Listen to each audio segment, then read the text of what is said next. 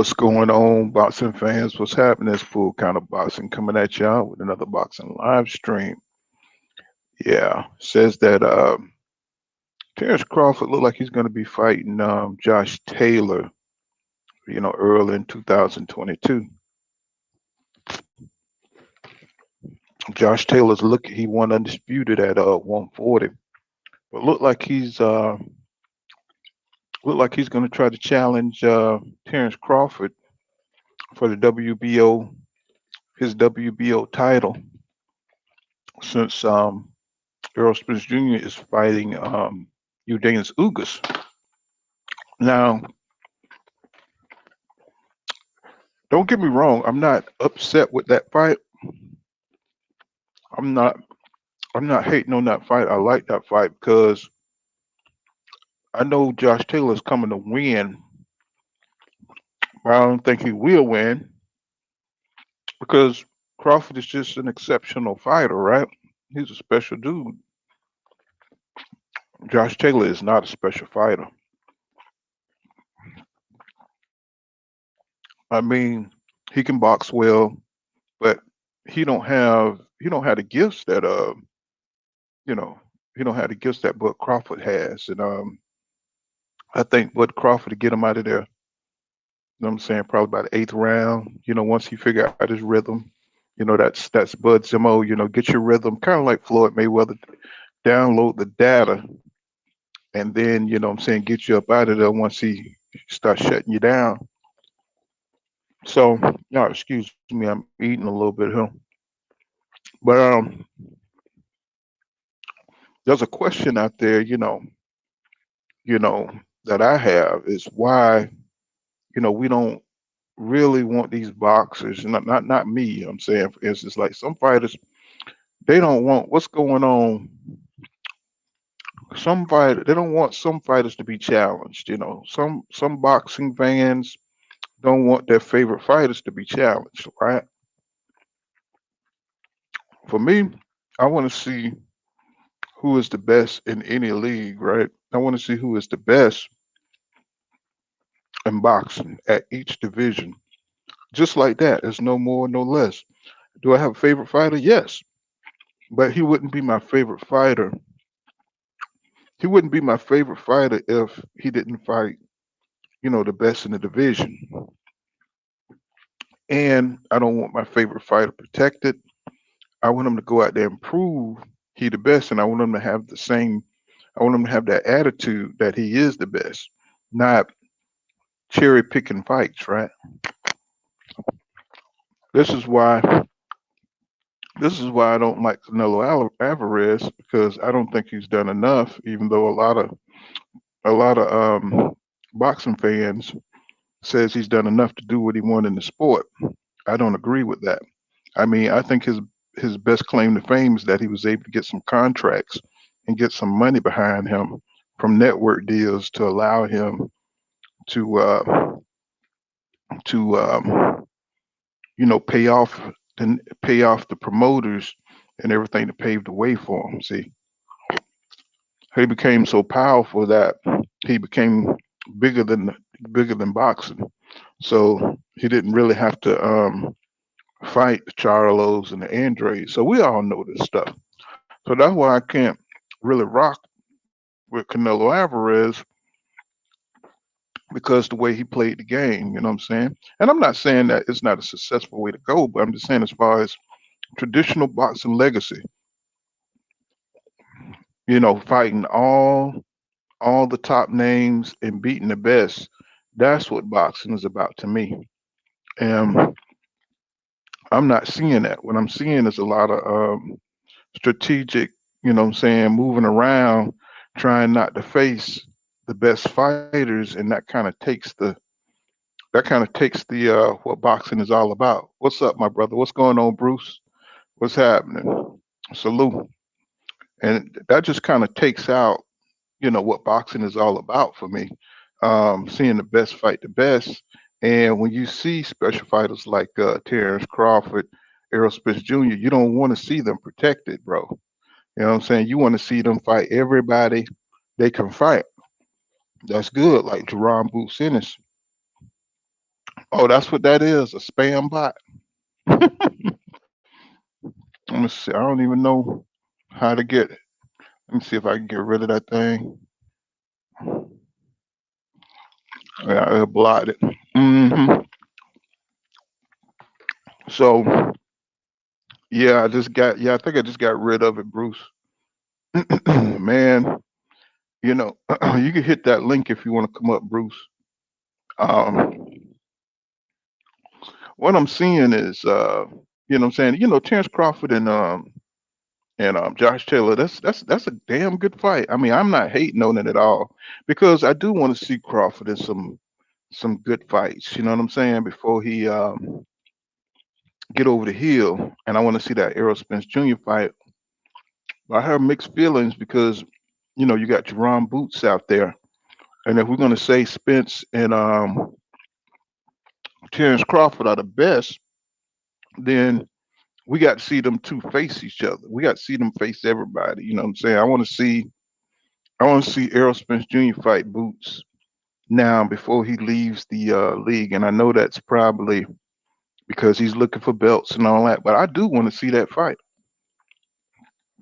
I want to see Terrence Crawford fight Jerron Boots because he's come up and he's made himself.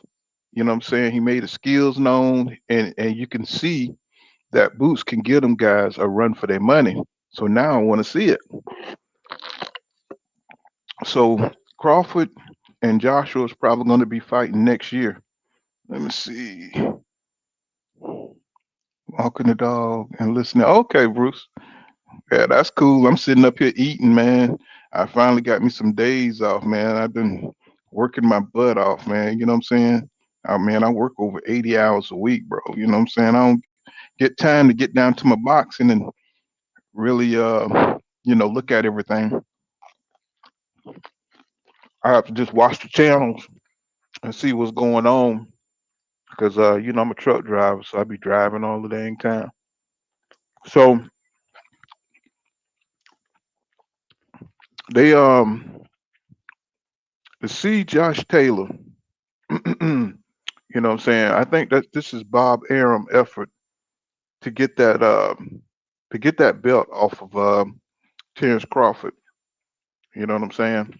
And if Terrence Crawford, he gotta know this. Just like they did Pacquiao with Jeff Horn. This is Bud Crawford Pacquiao Jeff Horn fight right here. I believe if Bud Crawford goes to Scotland, I believe he's in for a robbery. And they're making it way too. Bob is making it way too sweet for Bud to accept that offer. And maybe Bud going into it knowing this. Maybe he know this. He know that Spence has to fight him for legacy. Um, there's no way. I don't think he'll lose that fight to Josh Taylor. But you know, anything could happen in boxing to derail the mega fight. Just like Deontay Wilder and Anthony Joshua, they never got it done, and they never got back to the fight, and that fight was ruined. Now we got Usyk and Tyson Fury. We're looking at a whole nother dynamic at the heavyweight division because Anthony Joshua and Wilder couldn't get it done, right? Even though we, not to go into that whole mess, but we already know, you know. So we're in an era of fighters dodging fighters, and we're missing good fights. And despite the fans, you know what I'm saying, hating on each other and rolling with this fighter or that fighter, it's the fans that are losing out because because these fighters are not facing each other. Now, to me, I don't care if Crawford was to win or lose. Well, I ain't gonna say care not to win or lose against Boots. I just want to say, like, let's put it this way: if Errol Spence Jr. was to fight Boots and lose, To me, that means he's not the best. I mean, he's still a great fighter, but at least he fought the best in the division. You see what I'm saying? That means Boots is better than Errol Spence Jr., right? If he was to fight Boots and lose, but at least they fought because that means boxing is working correctly, right? And that's what I want to see. I want to see boxing working correctly. Here come these bots again. Let's see what the hell. And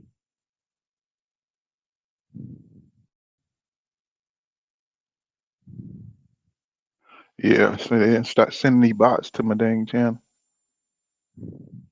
So I want to see. I want to see Terrence Crawford beat John Jerron Ennis because I think he's better than Jerron Ennis. That's what I think in my head. But for him not to take the challenge, it don't mean that he's scared or nothing like that. But I know it's a risk from what he's trying to do. But I want to see him dominate whoever he can in the division because he's considered number one pound for pound. And I know y'all understand that. So when I look at boxing, this is the kind of way I look at it. If you're considered the best, I want to see you prove it, right? So it ain't no hate intended. That's just the way boxing is. And these guys come out here making stories like you're hating on fighters, just like Canelo Alvarez. When you ask him to fight somebody who's dangerous, or every time you see him in a 50-50 fight, he barely escapes with a decision. You know what I'm saying? That means he's not the best. You know what I'm saying? If the decision can go either way, you know what I'm saying?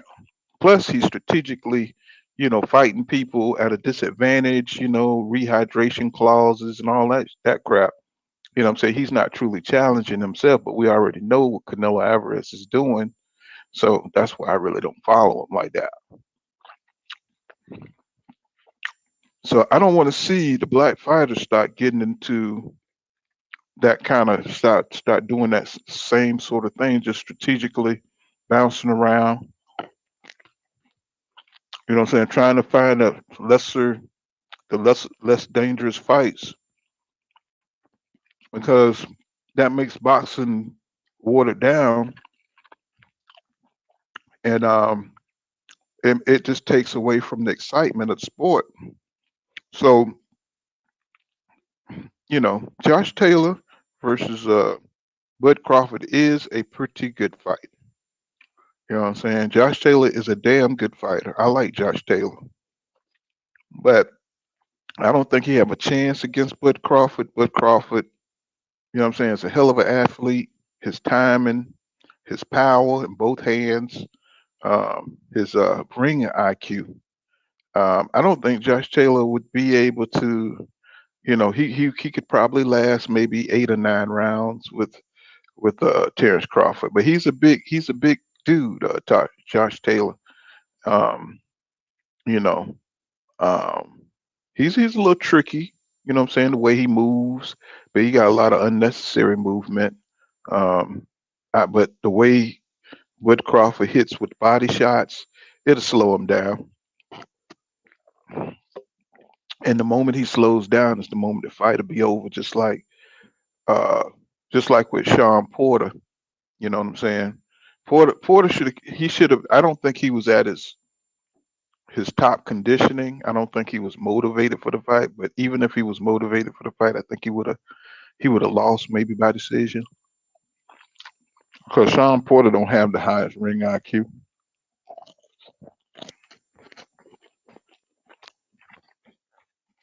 And what's going on? Hey, what is all these bot things, man? They just. I guess I'm that dude today. So I'm thinking Bud Crawford fights Josh Taylor. That'll give him a fight he could sit on until Errol Spence Jr. finishes up with Ugas. Now that fight there, that's going to be an interesting fight. Errol Spence Jr. Um, versus Ugas. And I think all the hardcore boxing fans understand that Ugas is not a pushover, you know. Plus, he's going to be motivated for this fight, you know what I'm saying, to do his best. And it's going to be interesting to see if Earl Spence Jr.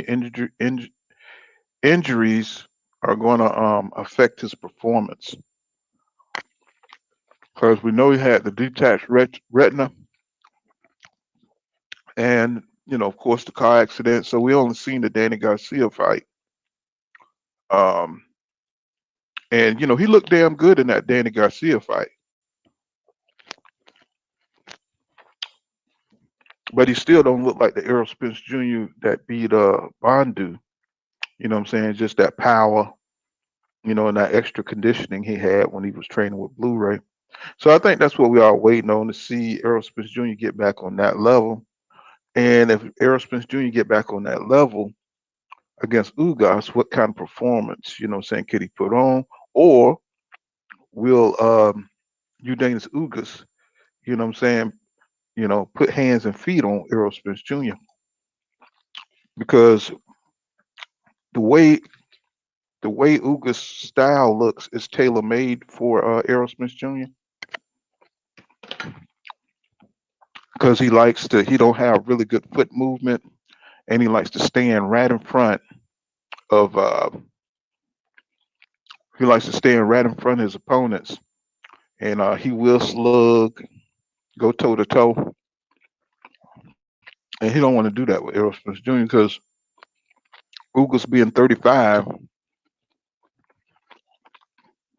even though he's always in top condition, he's a 35-year-old man. Um, I don't think he want to sit there and slug with the likes of Errol Spence Jr. because his inside game is second to none. And you know, Errol got all those holes and pins and framing you up against the ropes. You know what I'm saying, to break your body down. And Ugas, he's not the best mover. You know what I'm saying? Abel Ramos almost decapitated him. You know what I'm saying, at the end of their fight, and almost got Ugas up out of there at the last few minutes. And that's because Ugas is always in range to be hit. He is always in range because he want to get his 69-inch reach off. Errol Spence Jr. got a 72-inch reach. So it's going to be interesting to see if Errol Spence Jr. mix it up. Is he going to use that jab? You know what I'm saying? Like Sean Porter said, Errol Spence Jr. out here trying to control people with his jab. So he can do that. He can box. Ugas, you know what I'm saying? Ugas ain't the best when it comes to pursuing people. He just likes to kind of post up in front of you and try to make you miss at that mid range area. So, you know, Ugas gonna come at you like that. You know what I'm saying? He's gonna counter punch you to the body. So that's gonna be a real good fight because I think Errol Spence Jr. is just gonna outgun him. He's just gonna he's just gonna be outgunned in that fight. But Ugas counter punching ability, he's gonna have some success against Errol Spence Jr. You know what I'm saying? Because Errol Spence Jr. he likes to get in there and take one to give one. Sometimes, sometimes he like to box. You just never know how Errol's gonna do Ugas. But if he comes in top shape, I believe he's gonna walk him down and try to get Ugas up out of there. That's what I see for that fight. But you know, we nobody's saying if Ugas win, what would happen. You know, because if Ugas win, then we have an interesting matchup with Bud Crawford and Ugas, who won a couple of fights over Crawford in the amateurs. That would be a nice little backstory to that fight.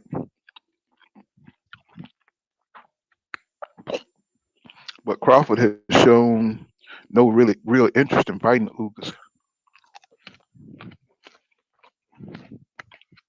and that's my problem. Sorry, y'all, I'm eating a little bit here.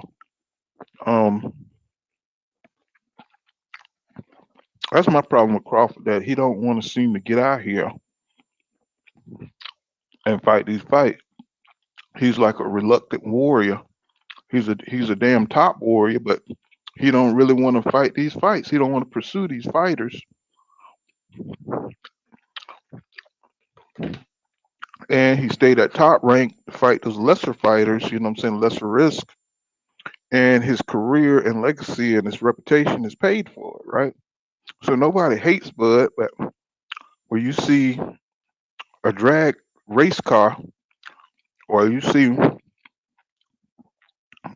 a drag race car, and everybody else riding bicycles, you don't want to see that. You see what I'm saying? You want to see him against other race cars. See, and that's the thing about Crawford. You know what I'm saying? He'll accept it. He'll wait for Keith Thurman. If he don't get that Taylor fight, he's gonna wait for Keith Thurman. What's missing from the picture? Okay, you'll wait for Keith Thurman, but Boots Ennis is sitting right there with no fight.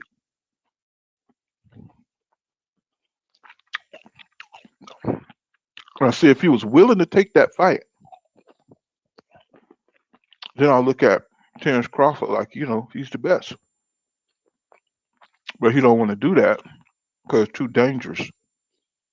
I would expect Errol Spence Jr. to fight Jerron Boots Ennis just because I want to know if he is the best. And the mixed feelings come in because I don't want nothing to disturb that fight between him and Errol. That's where the mixed feelings come in at. But at the same time, you get tired of hearing all these little narratives that Errol Spence Jr. is ducking Terrence Crawford when you want to see them both fight everybody, right?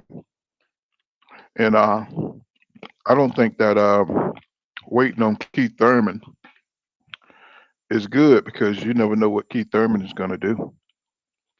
In my opinion, Keith Thurman is going to fight that little fight, claim an injury, and he's going to get the hell on. I don't think Keith Thurman wants to fight Terrence Crawford. Now, if he do, he's going to delay it in some kind of way. He's not going to go straight to that fight. You know what I'm saying? He's going to probably try to get another tune up. I just see this. I don't believe in Keith Thurman. I used to be a big Keith Thurman fan back in the day. Back when he was chasing Marginati. You better not duck me, son. Keith Thurman. That's when I was big on Keith Thurman, bro. But now Keith Thurman is trying to just get the bag, bro. And that's how I see it. I see him as not being serious, just trying to get a little money. You know what I'm saying? So he can support his lifestyle. You know what I'm saying? He's a good talker. So, you know what I'm saying? He's really not trying to get hurt in the ring. You know what I'm saying? Not trying to get too serious. Come back every 3 years to fight a tune up and then disappear again. To claim an injury. He'll fight, claim an injury. You know what I'm saying? And just chill out and just be around boxing. And that's how I see it. You know what I'm saying? So and I think Crawford understands this. That's why Keith Thurman is why he mentioned him because it's like these dudes are lazy, bro. It's like they lazy. They want to sit back. You know what I'm saying? They want the fights to come to them. They don't want to call out nobody. You know what I'm saying? You gotta twist their arm to call out somebody. You know what I'm saying? When they do start calling them out, they're not trying to make the deals or they putting obstacles in place so the fight don't happen for like a 6 months or 8 months. It's just kind of crazy how boxing is going right now, bro. And it's like, wow, why can't they just fight? You know what I'm saying? Back to back sometimes. instead of all this, waiting on lesser opponents and you know crap like that. You know what I'm saying? Trying to figure out, what's the, trying to get an extra bag. You know what I'm saying? And not take as much risk. That's what's missing in boxing is the spirit of boxing. Instead of the business of boxing is taking over, and it's just getting in the way of some good fights. Because if Terrence Crawford has to, if he's going to fight Josh Taylor, that means he still has to do business with Top Rank. And Top Rank is what wasted his prime years. It made him a rich man personally, but his legacy suffered. And for some reason, they're trying to aim all that at Errol Spence Jr., right? But you can't do that because everybody, the facts are the facts. Reality is reality. You know what I'm saying? He need to get out here and fight these fights. I mean, if he only got a couple more, he need to go at it head on. Now, like you said, like I said, I don't mind this Josh Taylor fight, but I want to see what happens afterwards. So I want to see the Errol Spence Jr. Bud Crawford fight. I don't want him to come out there because, and what I'm talking about is Errol Spence Jr. is going to have three belts, y'all. He's going to have three belts. He's going to have the IBF, WBC, and he's going to have the WBA if he beats Udana Sukas. So that's going to make negotiations even tougher between him and Bud Crawford, unless Al Heyman, comes up with a genius plan to financially compensate Bud Crawford. But it may not even that may not even be good enough for Bud Crawford because he might want the announcement. He's one of these new guy generation guys. Where they care about the optics of shit. Even if he's getting 100 million on the back end, he wanted to be announced that that's what he's getting, so his fans can see he on the same level as Errol Spence Jr. That's what I believe. I believe it's all ego shit with Bud Crawford, and that's what's happening. You know, so he's gonna have to deal with Bob Aaron. I mean Bob Aaron with that. I'm sorry, I got sidetracked. So with Errol having three belts, it's gonna be difficult to make that fight unless Al Heyman, like I said, come up with some kind of alternate plan to get to cut Bud in on the money. And I'm sure he would do that. You know what I'm saying? But it's going to be difficult. It's going to be a difficult deal to get this undisputed for welterweight. And then Bud Crawford could beat Errol Spence Jr. Oh yeah, that could happen. Much as of an Earl Spence Jr. fan I am, I'm not silly enough not to say that Bud can't beat Earl Spence Jr. because we don't know.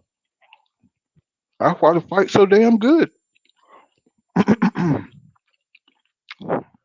That's why the fight. That's why I want to see the fight because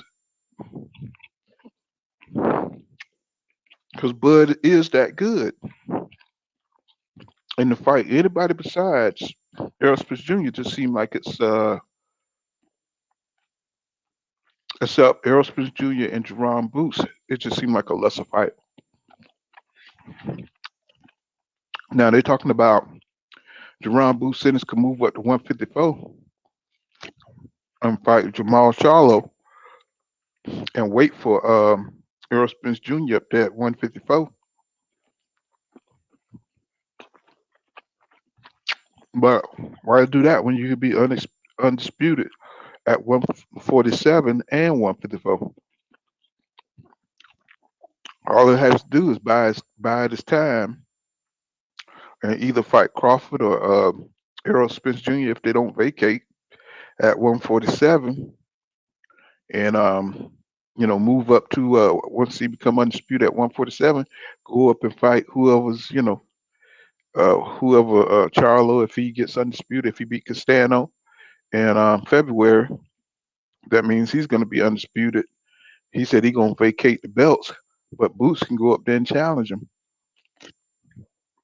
And will Boots beat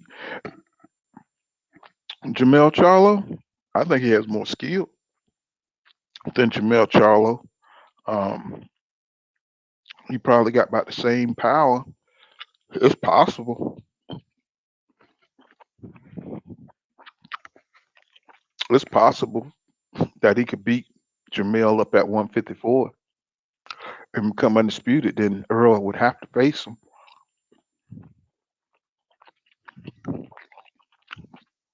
That'd be a damn good fight. Boots and Jermell Charlo. Then Errol Spence Jr. He'll be moving right into the damn fire. Because if he gets past, if Errol Spence Jr. get past Terrence Crawford, and he said he's moving up to 154, and if Jerron Boots Ennis is already waiting on him, hell, huh, that'd be hell. That'd be hell to pay right there. That'd be a super fight, and given that would give either one of them shit. Bud, if he wins, shit, that'd give him a chance to be undisputed in three different weight classes, bro. Isn't that crazy? Mm-mm. Errol had the ability to be undisputed in two different weight classes, but the only way that'll work if Boots go up there and get undisputed at 154 after Jamel beats Castano. Now I don't know if Jamel beats Castano. Now I know he can, but will Jamel his ring IQ in that fight didn't seem to translate because he didn't pick up on the fact that when he moved forward and punched, Castano didn't do anything. He kept doing the same thing, going to the ropes, trying to catch Castano off the ropes. And Castano was just too smart, too fast, and he hits hard. Hand speed, head movement. Jamel was intimidated by that. And it seemed like his conditioning wasn't all there. You know what I'm saying? He didn't have the confidence against Castano. Now, Castano is the same dude that beat Errol Spence Jr. in the amateur. So you know he's good. Castano is real good. I mean, he beat Dervianchenko, you know what I'm saying, back in the amateur days. He beat Dervianchenko. So that tells you he's always been a top dude. So there's no telling if Jamel gonna beat that guy. So it's gonna be an interesting, transition over the next in 2022. You got Jamel fighting Castano. You got Bud fighting Josh Taylor. I'm saying you got Spence fighting the Ugas. And then I saw interesting article where Canelo was talking about fighting Usyk, you know what I'm saying, which is bullshit. You know, he just using Usyk name to pump up that little bullshit fight against Maccabi or whatever that guy name in at cruiserweight. He knows nobody cares about that damn fight. Eddie Reynoso even mentioned Frank Sanchez as a possible dude, you know what I'm saying? And Frank Sanchez was his sparring partner for a second. You know what I'm saying? I think they work. I think he's under Eddie Reynoso. He's under Eddie Reynoso too. But this is the crazy part. When mentioned as a possible opponent for Canelo, Eddie Reynoso says that Frank Sanchez, you know what I'm saying, he's a mover, He's more of a slap boxer. He pot shots. Basically, he's a boxer. So he's saying that Frank Sanchez won't get a shot at Tyson Fury and Usyk because he's a defensive fighter, and he won't be able to fight Canelo because he's a boring fighter. So it's just interesting how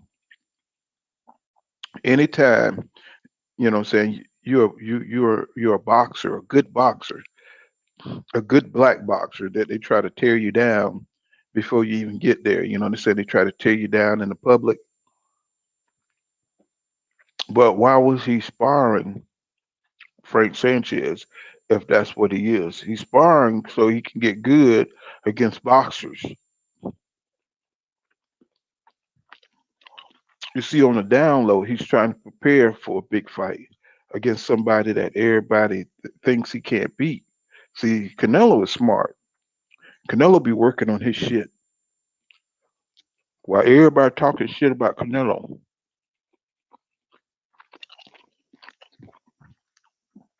he be working on his shit for boxers, for anybody. You know what I'm saying? But he knows he can't face certain dudes. Eddie Reynoso runs the interference for him. You know what I'm saying? They do the media assassination of certain fighters. You know what I'm saying? They don't want Canelo to face. And they know that nobody's interested in this next fight. So they're bringing up other names. They clout chasing, trying to big up this fight. I know I'm not going to watch that bullshit at cruiserweight. I'm not going to watch it. I'm not going to spend my money for that because we already know what's going to happen. We know what the fight's going to look like. And, fighters are happy to get paid because Canelo brings in that big money. So, you know, I don't know. Who would Canelo fight after that? What Eddie Reynoso says he wants Canelo to come back down to 175, what I'm saying, to become undisputed at 175. And guess what? He's probably going to become undisputed at 175 because those guys, they're going to be so happy to get paid, what I'm saying, for fighting Canelo Alvarez. He's going to be undisputed at 175, and they're not going to fight anybody else. If David Benavidez move up to 175, he might as well stay where he is. Well, he can't hardly make 168, so he might as well move to 175, right? Uh, but Canelo ain't gonna fight him regardless. Anybody that's dangerous, Canelo ain't gonna fight. He only gonna fight who he want. And if you got a belt, what I'm saying, they'll find a way. They'll find a way to get him in there against what's his name, Duval, Bivol, and Arthur Bennett. That's a good fight, but I think Canelo got the ring IQ to beat him because he's so robotic. But Canelo, that's another thing. He don't fight nobody with power. He don't fight nobody with power and agility to be able to catch him. That's why he's trying to stay away from Andre. And that's why he's trying to stay away from them black fighters, them good black fighters, because he knows he's had to go in there and he can't just overpower them and intimidate them and stuff like that with his skills and stuff. He know what it is. You know, he know what it is. But I just want to come on there and come on here a little bit with you guys and kind of see what you guys think about what's going on. I want to get some of you guys up on the panel and see if you want to holler, say something, you know what I'm saying, and kind of discuss some boxing. But I guess I got to do more live streams to get more people in. Um, but shit, I be driving all the damn time, man. I drive all over the country, man. I drive 10 hours a day, well, 11 hours a day. That's why I don't get on here as much. And but yeah, I'm looking forward, to seeing Terrence Crawford and Josh Taylor. I'm looking forward to seeing Errol Spence Jr. and Ugas. And I'm looking forward to seeing all those fights. Uh, Jerome Busin is just going to have to wait in line. Uh, you know, Nobody's even mentioning Virgil Ortiz. You know, I think Virgil Ortiz lined up with somebody. Um, it's just kind of crazy, you know what I'm saying? Because they're all top fighters. They're not going to let Jerome Business. Let's see, Bud. Okay, what is this? C Wood. Bud versus Taylor down the line. Next fight for Bud should be the winner of Ugas Clash. I am on. Let's see, Bud. Next fighter for Bud. Winner. Yep, yep, yep. I believe the same thing, man. You know what I'm saying? That's that fight. It has to happen next. Uh, Despite everything, I just don't want anything to go wrong because I believe Bob Bob is setting Crawford up in this fight. Especially if he fight Josh Taylor in Scotland.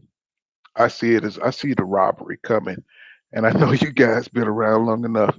I know y'all see this robbery coming, bro. You know what I'm saying? It's just gonna be if Bud fights him in Scotland, man.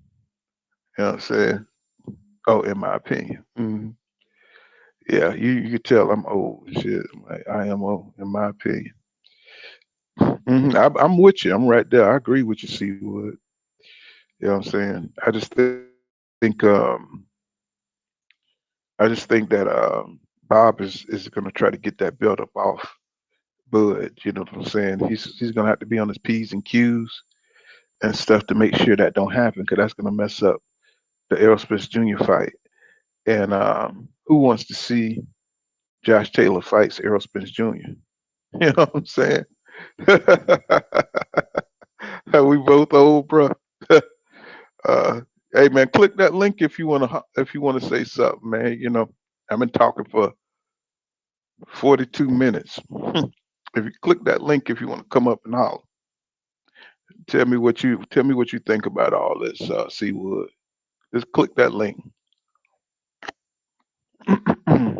My boy, Britton Me, he usually be here, but yeah. So let me see if you coming up. Yeah, I'm 52 too. Yeah, me too. We the same age. Click the link, man, if you want to come on up and say something.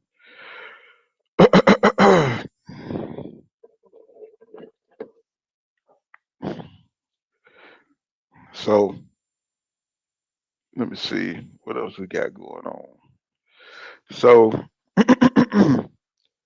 got Dame Bud Crawford. You know, he got options. You know what I'm saying? So he's not really backed into a corner or nothing. So with that Josh Taylor fight, he got Keith Thurman. He could fight. You know what I'm saying? But I wouldn't bet on Keith Thurman, like I said. Uh, we already know Keith Thurman. He gonna take that damn money and run and stuff. So, uh, one thing I seen was this. Who is this dude that is with Earl Spence Jr.? Who is this guy with Earl Spence Jr. here? Uh, I think his name is what his name? His trainer, this new trainer guy,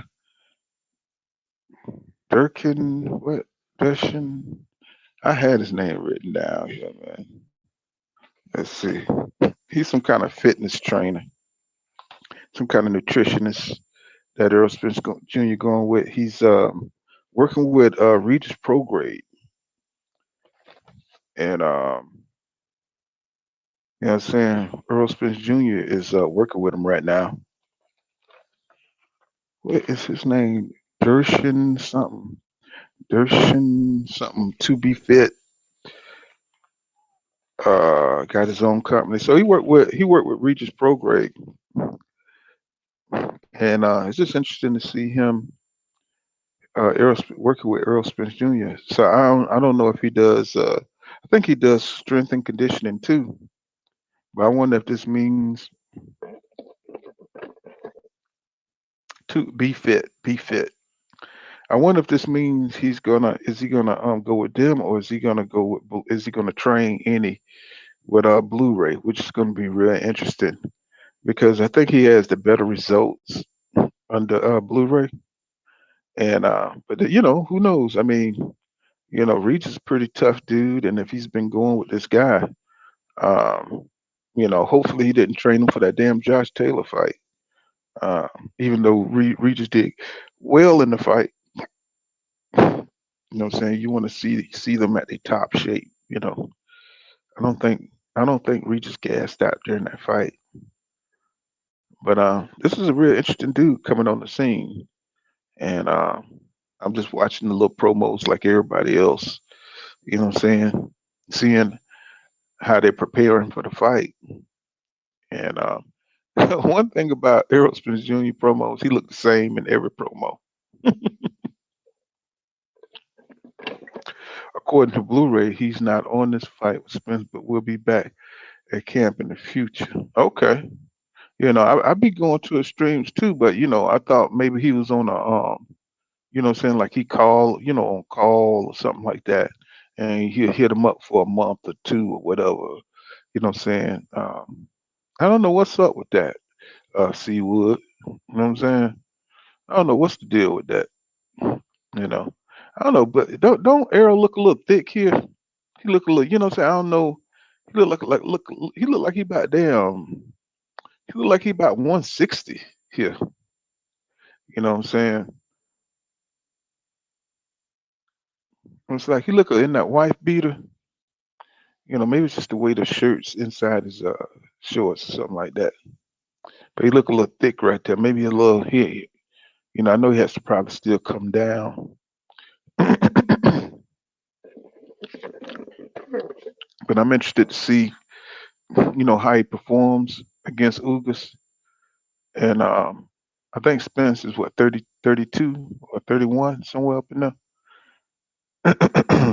And Crawford, he's gonna be 34 years old. You know what I'm saying? And he's gonna be 35 next year.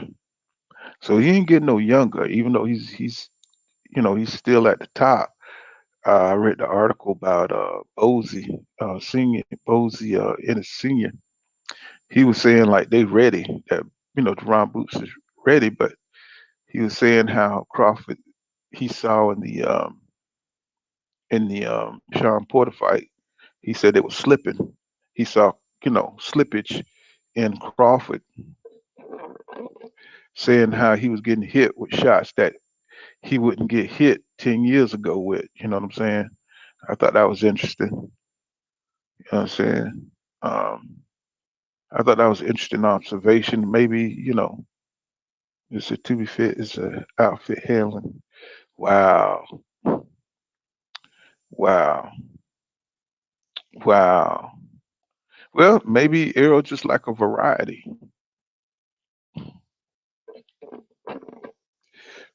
Maybe just like a variety or something, He don't like doing the same thing over and over and stuff, because Blu-ray like to do them pull-ups, them pull-ups and them strength ups, whatever you call it, where you pull up and then you go up to the top.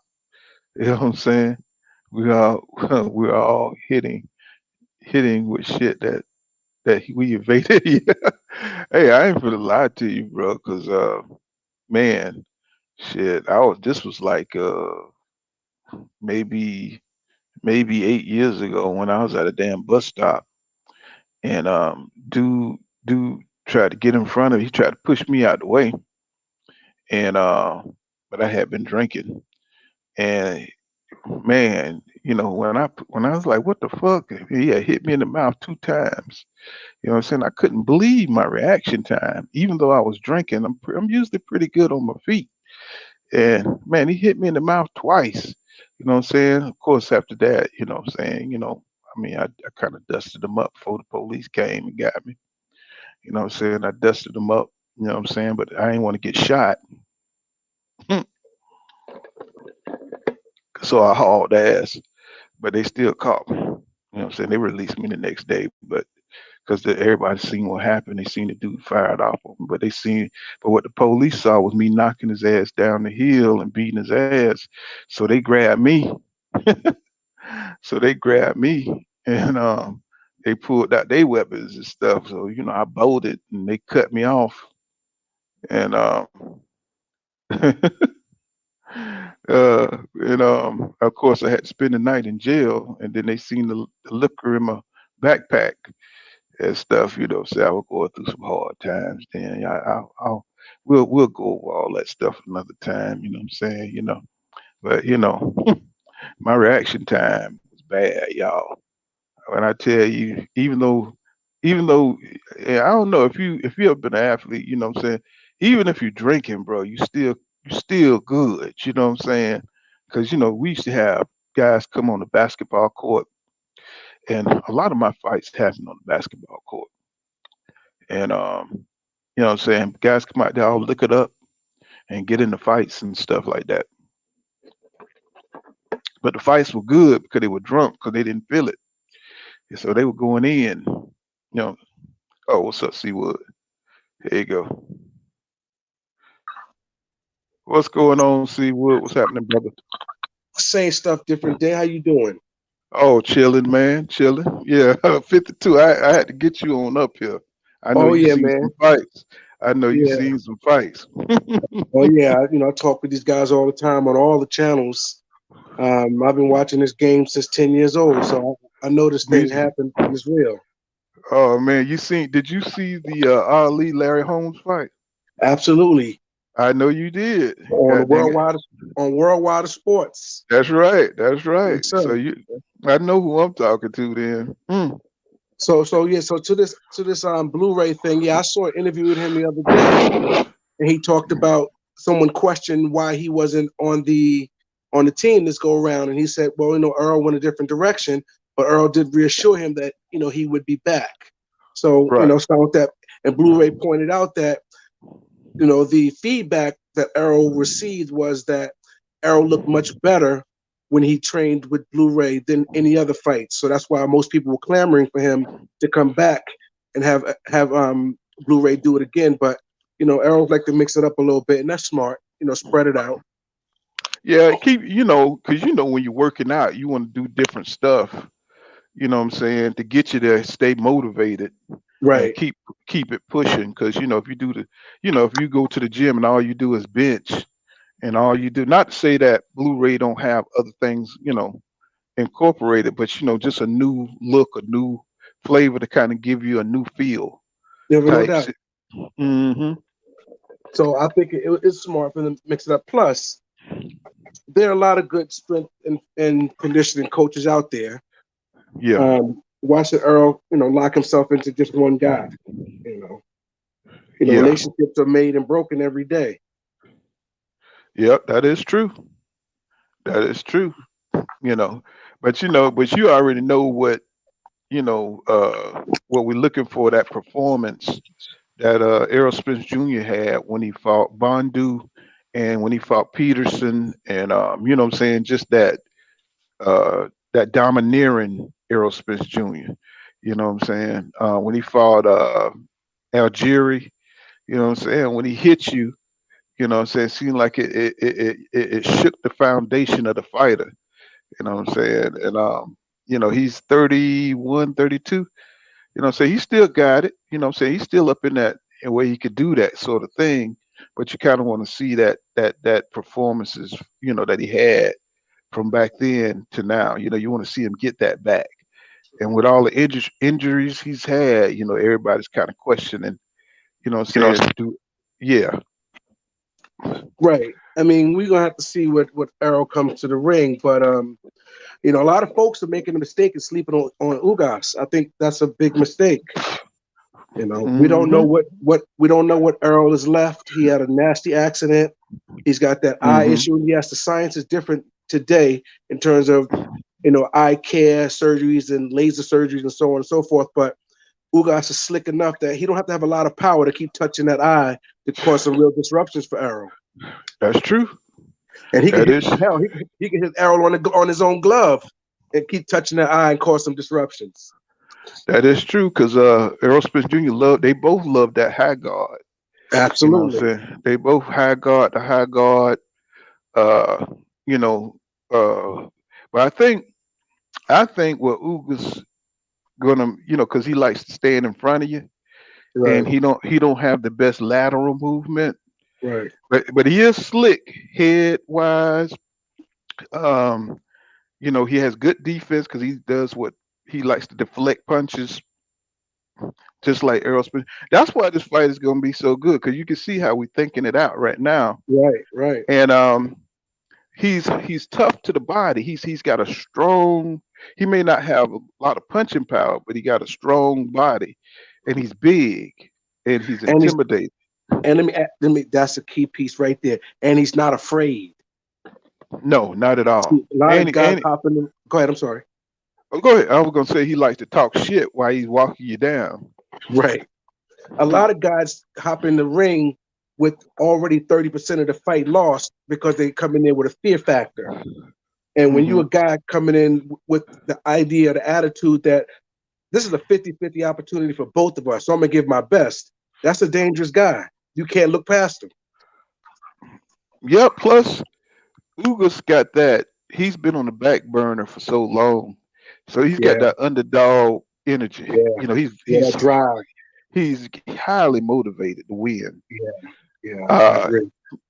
he went in there and everybody thought Pacquiao was going to outclass Ugas. Not the hardcore boxing fans, but the casual fans thought, and his most ardent fans thought that maybe Pacquiao's going, to find that one fight where he was going to just wash Ugas. But Ugas ain't no joke, bro. He went in there and he tattooed uh, Manny Pacquiao, Oh yeah, he and did what he did what he was supposed to do to Manny.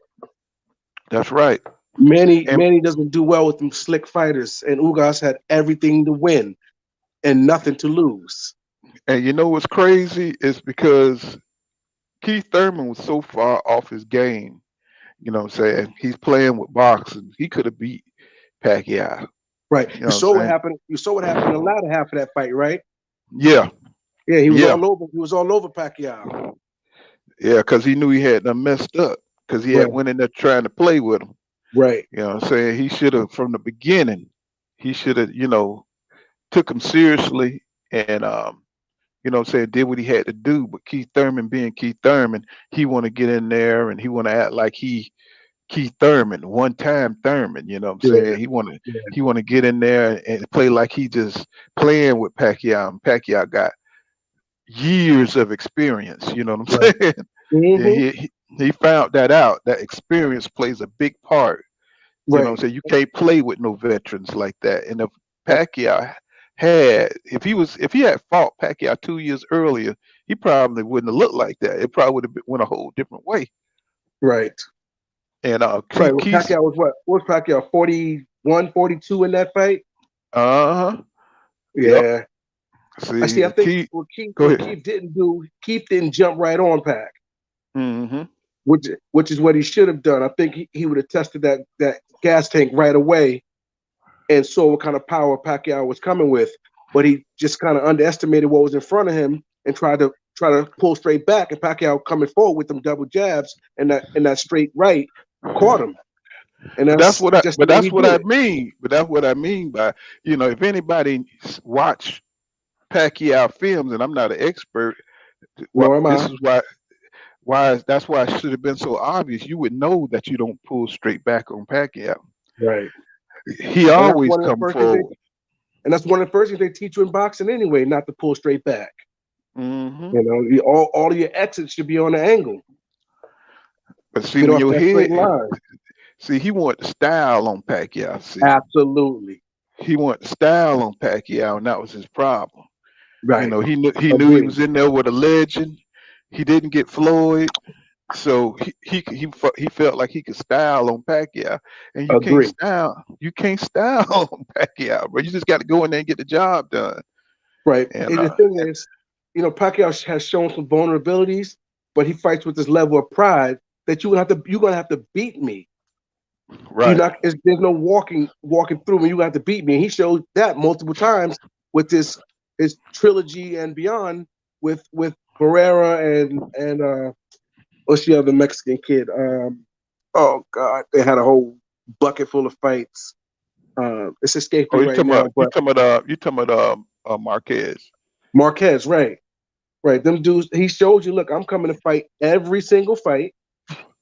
I'm coming in shape, and you're gonna have to take it from me.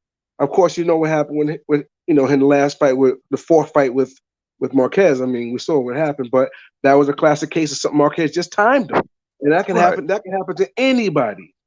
right, You get timed right. and catch the right shot, you going down. You may not go to sleep like he did, but you definitely going down And unless you got that also, granite chin. yeah, and that also shows you that this beating a fighter one time don't mean nothing. It, Nothing. it don't mean But nothing. but one of the problems that we see right now is that a lot of these guys are stuck on this marketing scheme that if you got a loss on your record, you're not marketable, and that's foolishness. Yeah, because sometimes when you got the best fighters like back in the day, Jake LaMotta Right, and Robson, they fought numerous times. You know, right, uh, just to see if the first fight wasn't a fluke. That's why right, Floyd ran his fights back. right. We living in a time now. If they just get by one time and they figure, hey, that's it. No, bro, come on, you got to fight. You know what I'm saying? If the fight close, you got to get back in there. You got to see, if you could beat that guy again because you are two of the best. And That's we saw that just the other night with Tank and this kid Cruz. When they asked hmm Tank did he want a rematch, Tank said hell no. But see, that kind of stuff saddens me because you want to believe in these fighters. You know what I'm Right, saying? And see, Floyd had that kind of pride. And see, we always go back to Floyd because Floyd is not leading him in that direction of right. Pretty Boy Floyd. He's leading them into this new marketing era. And you Hmm. want to believe in these fighters. See, people think you hate Bud Crawford, but Bud Crawford is an amazing fighter. You know what I'm Right, saying? He's his skills, but you want to see him fight, use them skills against the best in the division. And correct. you're not gonna be able to see those skills, or you're not gonna be able to see him go to another level unless he fight a Bruce Ennis or Errol Spence Jr. See, Right. and but his fans want him to be protected, and they want him to be the best in name only. You know what I'm Well, saying? If he well, get, let's go ahead. go ahead. You go ahead on. Go ahead. I was gonna say if he get in here and he beats Errol Spence Jr., right? Let's say by Right, decision, he'll right. never fight Errol Spence Jr. again. Unless they got a rematch clause. You know what And I'm I'm sure they saying? will. But I want them to have the kind of pride to want, if it's close, to have to run it back. You know what I'm saying? I want them to have that kind of pride. Or Yeah, if you know what I'm saying? after you and I both, but I think, and you hit it right away. It's a whole new marketing strategy. You get past this guy and you look towards the next because the risk factor is where you run the danger of taking a loss and your market value plummets if you start taking a loss. It's, no matter if it's the top guy or not. But to your point, of course, the dudes, even if it came close and the winner came close, he was, yeah, right away. Let's run it back because I want to be decisive in this win. I don't want a split decision. I don't want That's anything right. that looked kind of funny. I want it to be a trouncing, you know, or a Yep. knockout. Yep. Yep. That's exactly So how I feel. And we're missing it though. It's like we're missing that in this era. Because you got the Canelo Alvarez who, he's got all. Once you secure these network deals like Triple G, they don't have to fight nobody. right, They start paying off the sanctioning bodies. They don't have to fight right, nobody for years and years. So they holding up boxing. And yeah, we getting older. You know what I'm saying? We want to see these dudes get it in. You know what I'm saying? And fight. You know what I'm saying? Because why Triple G is able to sit there and Malenga, they able to sit on their titles for 2 years, but the black fighters they got to get in here, and as soon as they get a belt, they got to fight the most dangerous guys out there. every And time.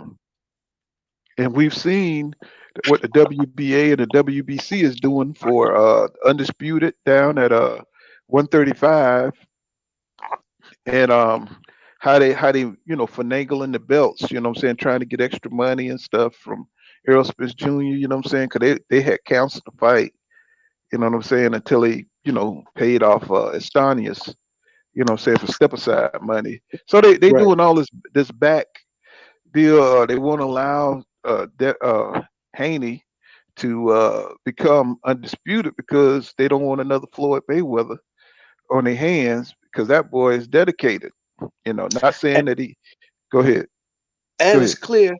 And to your point, and he's in the driver's seat.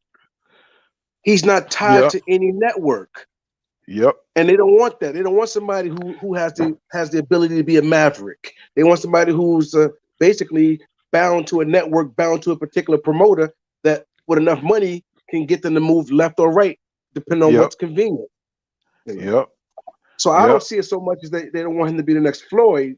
I see it as that they don't want a person like him who is a champion, who has all this marketability, and is in the seat of, with controlling the reins.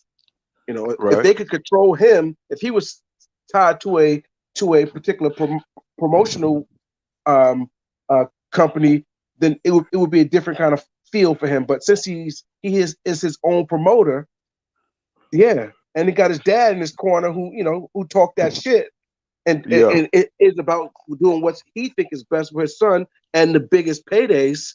You can't let him get so far out of your ability to control him, and that's what's happening Uh to Haney. But we can't forget this point. huh. Haney's a black fighter, and Lomachenko's still out there, and so they're gonna not let Cambosis get get to Haney right away, because they want to get them belts back over to Loma. That's Uh my huh. thought. I see. W. Right side says facts on the young boss Dev. They can't control him, so they won't allow him to be undisputed. See, and that's why I mentioned Floyd, because Floyd didn't even want undisputed. He was above the belts, and once you True. like, that's why Canelo is doing what he's doing. He got to a position where he's above the belts, so he don't have to fight these dangerous fights. Right.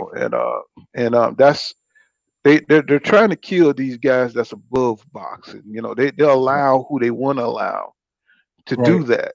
What I'm saying? Because Right. Lomachenko, they don't even put them on pay-per-view, bro. No, he hasn't been on pay per view in a minute. I was at the last fight 3 weeks ago with Jacomi, and he looked good. There's no doubt about it. He looked good, Hmm. but I don't think he should be in the position he's in after That's right. coming off the fights that he's come off. Nakatani, yeah, Yeah. Nakatani, and they ain't shit. They just Oh, lost to Teofimo Lopez. You know what I'm saying? right. It's like Right. they're not. He should have fought. Let's see. He should have fought. He should have either fought Devin for his belt, or who else is at 135? Damn, is that really? Well, he could have fought JoJo Diaz, somebody fresh who's not coming off a loss. You know what I'm Right. saying? Them guys are just what they call, they just reruns. You know what I'm saying? Right. And the way they lost, I mean, you don't hear nothing after Lomachenko and Timofimo Lopez fought them guys. You don't even hear nothing about them after that. No. I You mean, don't hear hell, you got nothing. you got Ryan still roaming around out there. You got Man, who else we got? I mean, most of them guys, from five down, aren't even talked about. It's only the top five are getting any light, and that's because of the promotional companies that they're with, the networks that they're tied to, and they're using yeah, their power of social media. Them dudes is heavy on the social media. They understand the market strategy that social media can put them in, control wise, and they utilize it. I mean, how do you think Ryan got to be who he is? It was a social media presence above anything else. yeah. And they say that's fake. You know what I'm saying? They said it never moves. You know what I'm The saying? It's never. numbers. Yeah, the numbers never move. It's they. Come on, bro. And then Ryan Garcia, he don't want to fight nobody, bro. How many fights have Ryan Garcia pulled out of, bro? A ton of them for all kinds Let's of see. reasons. W right side underscore right side says Kami is 35 with slow feet. He's supposed to look good. That's true.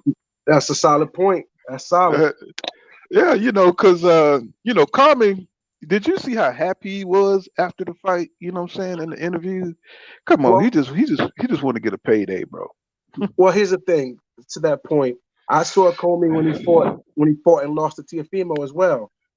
In Hmm. fact, I've seen him multiple times in fights, and that's his general demeanor after every fight. Is Okay. he just thankful that he's healthy? It's that God spirit in him that he just wants Uh huh. everything to be about the game, mutual respect. We did what we came to do, and everybody's healthy, and we just gonna go home and try to do it again next. That's the humility about him. So, but I think so. I wouldn't go as far as saying he's just looking for a payday, but I definitely Right. understand, where he's not the. I think as a personality, as a character, he's not going to talk crap. He's not going to down anybody's performance. He's going to always see the glass, half full, and that's just the character, you know. Yeah. Yeah. Yeah. Okay. But he, but he, Mhm. but that's solid points about Comey being kind of slow footed and should have got what he got, but he had his moments with Loma. He just didn't have enough. He didn't have enough counter mobility, and he just did not. To me, he didn't have the drive that you got to have for Loma, and he didn't cut off the angles that like Tio did to Loma in their first fight. Timo denied Loma those angles, and it showed in their first 6 rounds. But from round 7 on up, it was a different fight, and this is why Loma's not going to get a rematch with Tio. Well, he might get one now that Tio took that L, but while Tio was holding those belts, they were never going to give Loma another shot. Yeah. Yeah. So, what do you think about this whole Camboso? Which direction do you think he's going to end up going in, fighting Lomachenko or fighting Devin? Because I think the zone look like they're going to try to get him that fight. Eddie Hearn look like he's going to try to get him that fight, but what I'm saying, look like he might be locked in the top rank. What you think? I think I call him scam bosses because he gave a lot of positive pro unification, pro undisputed fight talk when he won the belt. And a week later, Mm-hmm. he was signed like the rest of them robots once they get the belts. So at this point, the belt's up for sale. Whoever can bring him the best bag Yep. is Yep. gonna get the fight with him. And I think right now, even though on paper his biggest payday is with Devin because Devin can afford to pay, Yeah. but in terms of what the media wants and the boxing community. I'm not talking about the ardent fans like you and I. I'm talking about the industrial fans, the Yeah. casuals. They want to see Loma. They want to see the two white guys go at it. You know, Yep. Exactly. and that's just my Exactly. opinion. Oh no, no, you right about that. Everything you said has been on point. You know what I'm saying? With Loma, what I'm saying, if he could get a shot at undisputed with just fighting them two guys, top rank, I believe they're gonna come back with another offer to try to steal that fight, to keep Devin from getting them belts. Because who's gonna fight Devin if he become undisputed? Who's gonna come after those belts? Or are they just gonna make fights around undisputed? You see what I'm saying? No, they're going. What's going to happen? What I suspect will happen if Devin becomes undisputed, he's going to drop those belts and go to 140 because he said in one of his interviews, maybe a few weeks ago, that he's making 135, but it's hard. Basically, here at home, he has fought. Go ahead, can you hear me? Yeah, I hear you. I'm just trying Go to look ahead. see what you just put up there. No, I'm just going through some of the just putting on. I don't never do this, but I be trying to put on different interesting little clips and stuff like Oh that. no, that's a good look. That's a good look. I feel like once out of his own mouth, he makes 135, but it's getting harder. So I think he's at that place now where if you look at his frame, he looks like he looks like a 140-pound fighter right now. You Hmm. know, but even there, I think that also helped him because Devin's downside in most of the fights is he's not very flashy, um, and he doesn't have that power that people would hope he would have with the spectacular boxing skills that he has. If he had some power, he'd be getting them dudes out of there a lot faster and a lot cleaner. Yeah. And I think at 140, when he ain't got to suck down so much, that power might show up for him. Hmm. Yeah, but let's see. W underscore right side says, how does a guy with no belts, no money, to what is it, low jump the line? Oh, jump the line. Good thing Bob is too cheap to make the fight. Losses not low. Right, I understand what he's saying there. No, that's a valid point. W underscore, very good point. And this is why in the dirty game of boxing, Too low jump. I'm race just trying. still matters. Oh yeah, Yeah, it still matters. oh yeah. You know what I'm saying? Because you know, Bob still got a lot of power in this thing, man. He Right, still got a lot of influence. Uh, to direct these fights and stuff like that. He already said, I don't know if y'all checked that out.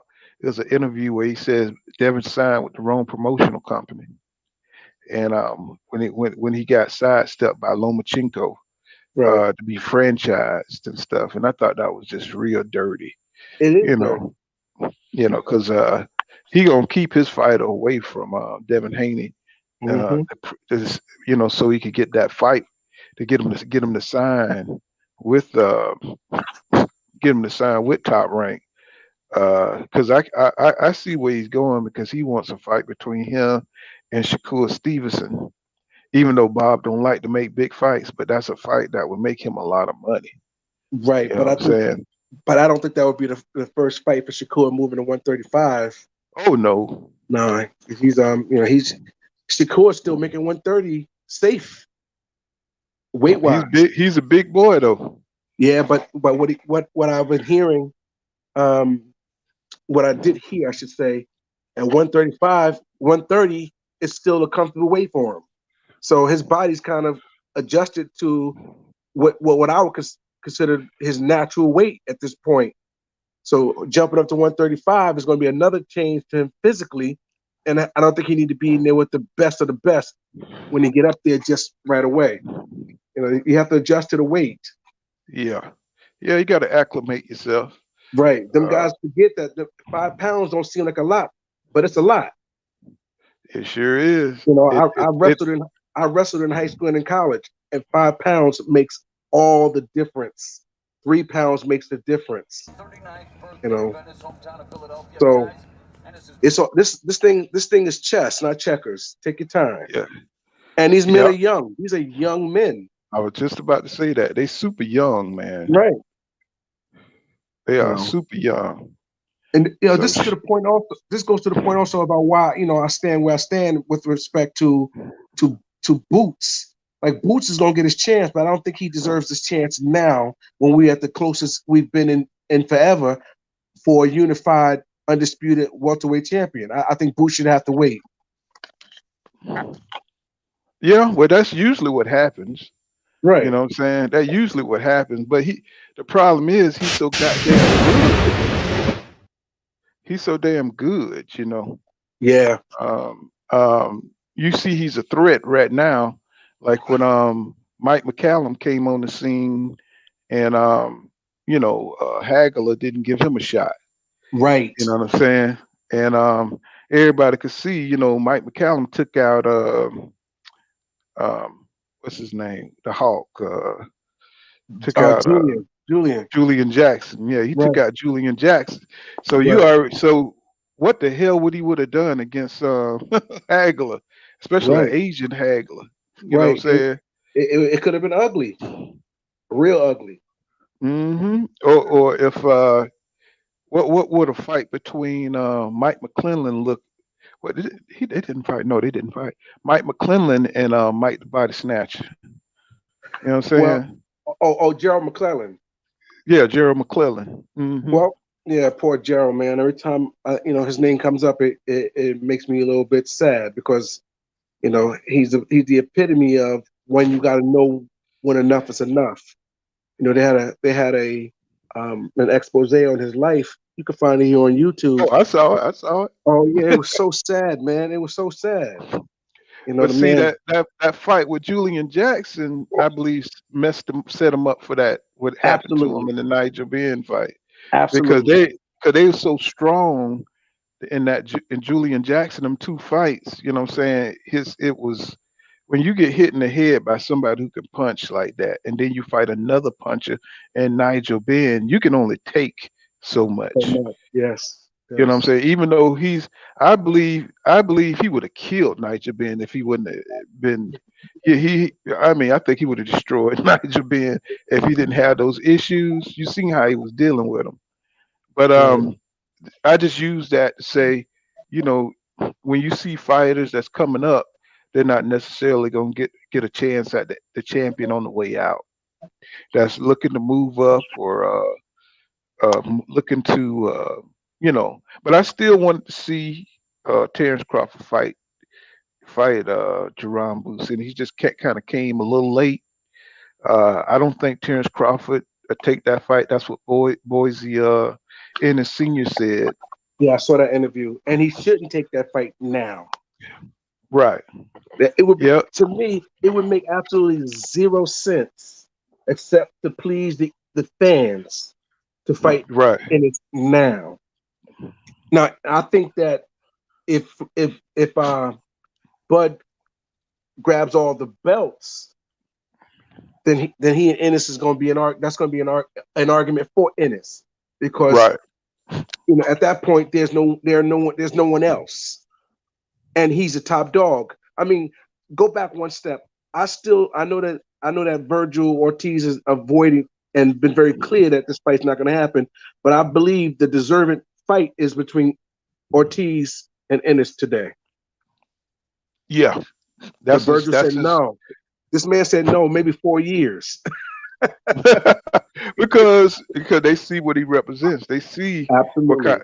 they see what kind of what they have to deal with. They know that's a no go because that would be a quick fight. Yeah, I think he because beat the flames out of Ortiz. because Ortiz is too open. Right. When he fights, he just fights. He reminds me of a strong and not as fast Amir Khan. He gets caught up in his offense, Right. and he leaves himself wide open. And with a sharp shooter like Jerron Ennis and a natural athlete like Mm. Jerron Ennis, he would destroy him within. I hate to say it. Few I think, rounds. yeah, a few rounds. Yeah, You few know, rounds. because what's The his name? Cavalassis hit his ass and almost knocked the soul out his ass. Did you Completely. see Yes, that fight? sir. Yes, sir. Almost. Oh my goodness! Where Cavalassis hit her, he lucky Cavalassis is slow and can't get on top of him. But boy, Right. if he had a little footwork, he could have got Virgil Ortiz. He could have upset all that. You know what Hmm. I'm saying? But he just couldn't get on top of him. No, not at all. And you see, and going back to your point, that Robert Garcia boxing approach. Full steam ahead, throwing shots, evade if you Yeah. can, but give up three to get you a one good one. And this is look at what uh, happened with Ramirez when he met Josh Taylor. Yep. Yep. Same principle. You would have thought Robert Garcia would have abandoned that because Diego Corrales taught his ass, that don't work. You Right, know what I'm right. saying? But he has had some success with his fighters with that style. So I can see how it could be kind of cemented for him as the right philosophical approach Right. to boxing. But boxing is an art as well as a sport, and you have to be Yep. fluid and to be and adjustable. You can't be one style, for every fight, and that's not going to work. Like Bruce Lee said, you got to be like water. Water, Water take absolutely, any shape. absolutely. Takes, you know what I'm saying? You got to be, Yeah, no doubt. that is awesome, man. Shoot, So man. I need to. we have some good fights the latter part of this year, and I Hmm. think the way things are lining up, we're going to get some good fights in the first quarter and the second quarter of next year. Um, I mean, just talking about moving forward. This Dillian White versus Fury fight, they offered Hmm. this man an 80-20 split. Fury for 80 and Dillian for 20, and Dillian's like, no, let this thing go to first bid. But I mean, I don't blame him. I mean, who's getting in there taking shots? for Right. 20 cent off every dollar. Like who wants to do that? Right. You Right. know? But you know, And I don't Dillian and White. I don't think he Go can ahead. beat. I don't think he can beat. I don't think he can beat Fury. Fury's. No. I just think Fury is. I don't think there's anybody out there in the division right now, today, that can beat Fury. But Fury's got to be clean. You got to always make sure that Buster is clean because he's slick and he's a known drug cheat. Yeah, and that there's a discrepancy in skill. Right. On the tier of heavyweights. True You that. know, there's like maybe there's the best, and then there's two young ones, maybe two young ones, maybe two good journeymen, and then the rest is just like what I'm saying. And I think Dillian White belongs on the bottom tier. You know what I'm Yes, saying? sir. Because he wouldn't even been mentioned back in the day in the Nah, Tyson Fury, and nah. not Mike Tyson day. He don't even have the punch output, the speed, none of it.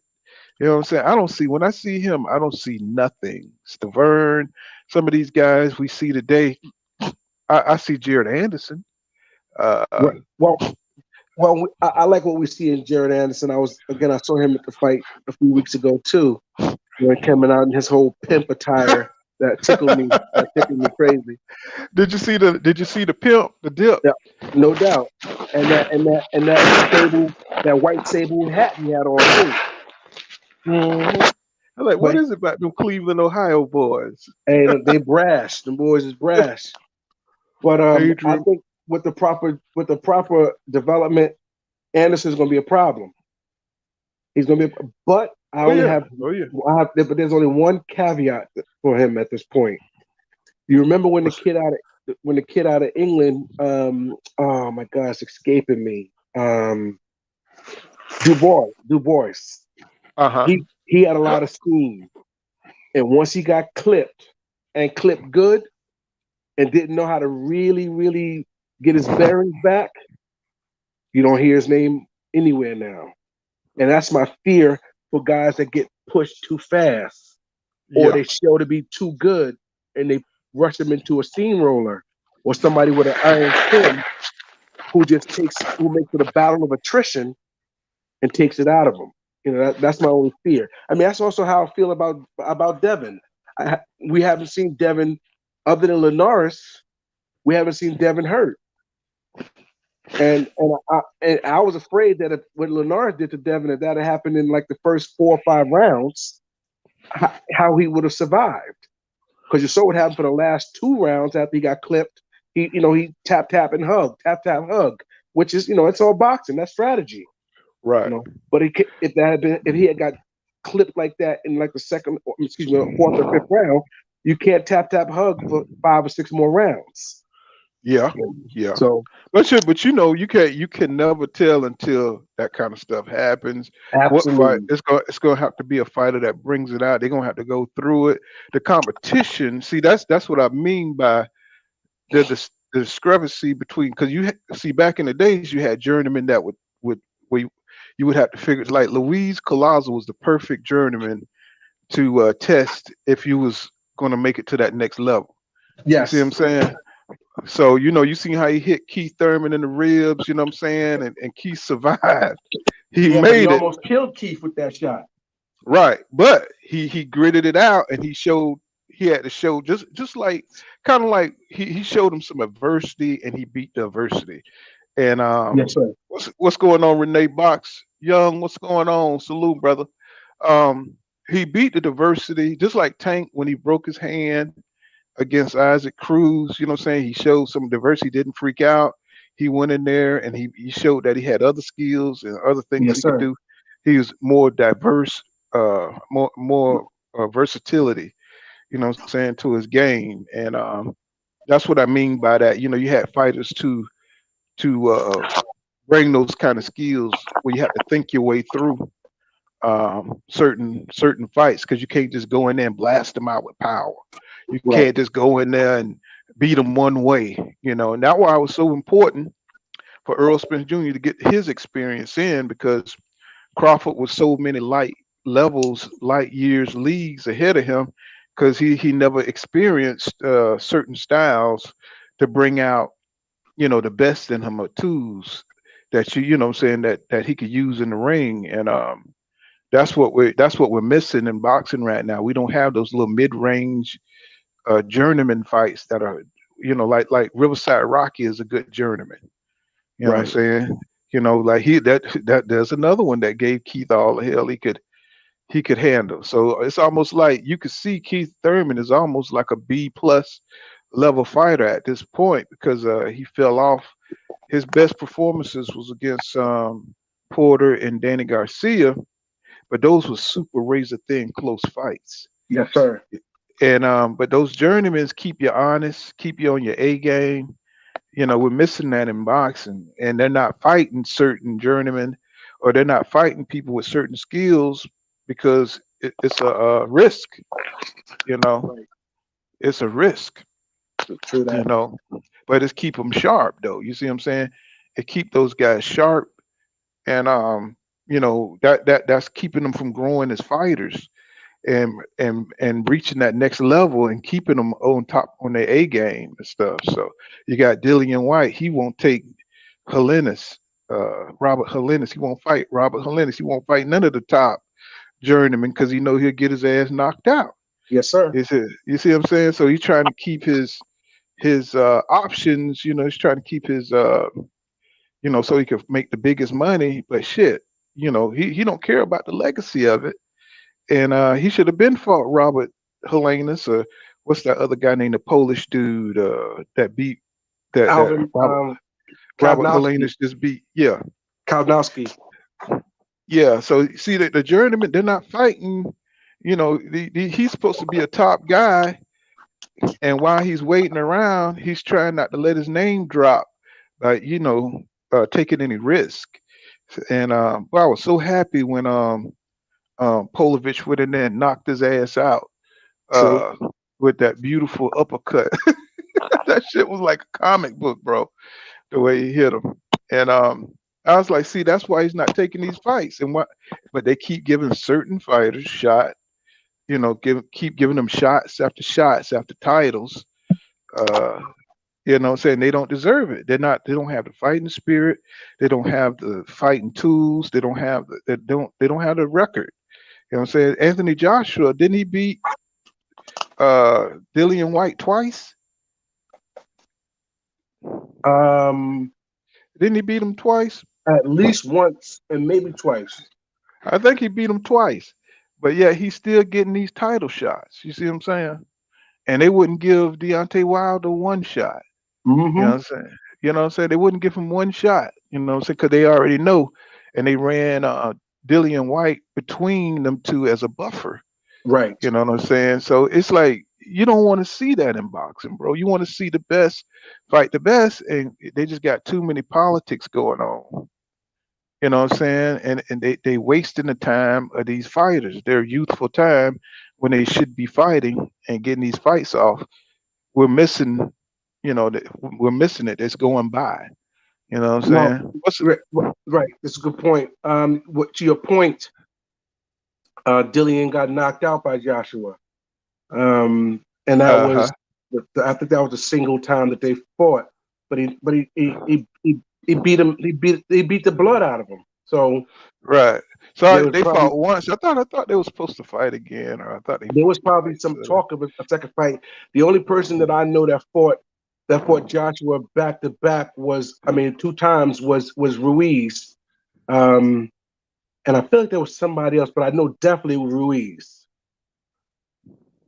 I probably have to look Yeah. it up real quick and see, but I know Andy fought him Re- twice, and I know he Renee knocked Bo- out I know he knocked out Dillian too. Renee Box Young says yeah they fought once, man, and AJ and White was quite an entertaining fight. Yeah, it was. You know what I'm saying? But White ain't on that level, and we already know AJ. You know what his deal is. And let's Mm-hmm. see. W underscore right side says that's like Loma. How you fight for a title in your first few fights, right? Well, Yeah. the So rationale for Loma jumping right into that fight with Salido Olympic was because he came pedigree. off those 400, those 400 amateur fights, and that don't translate. As we can see, that don't always translate. Hey, when you 27 fighting 18, 17-year olds, shit, you know what I mean? I mean, you're a grown man beating the hell out of children. You Well, know. I mean that's a, that's a fair argument, but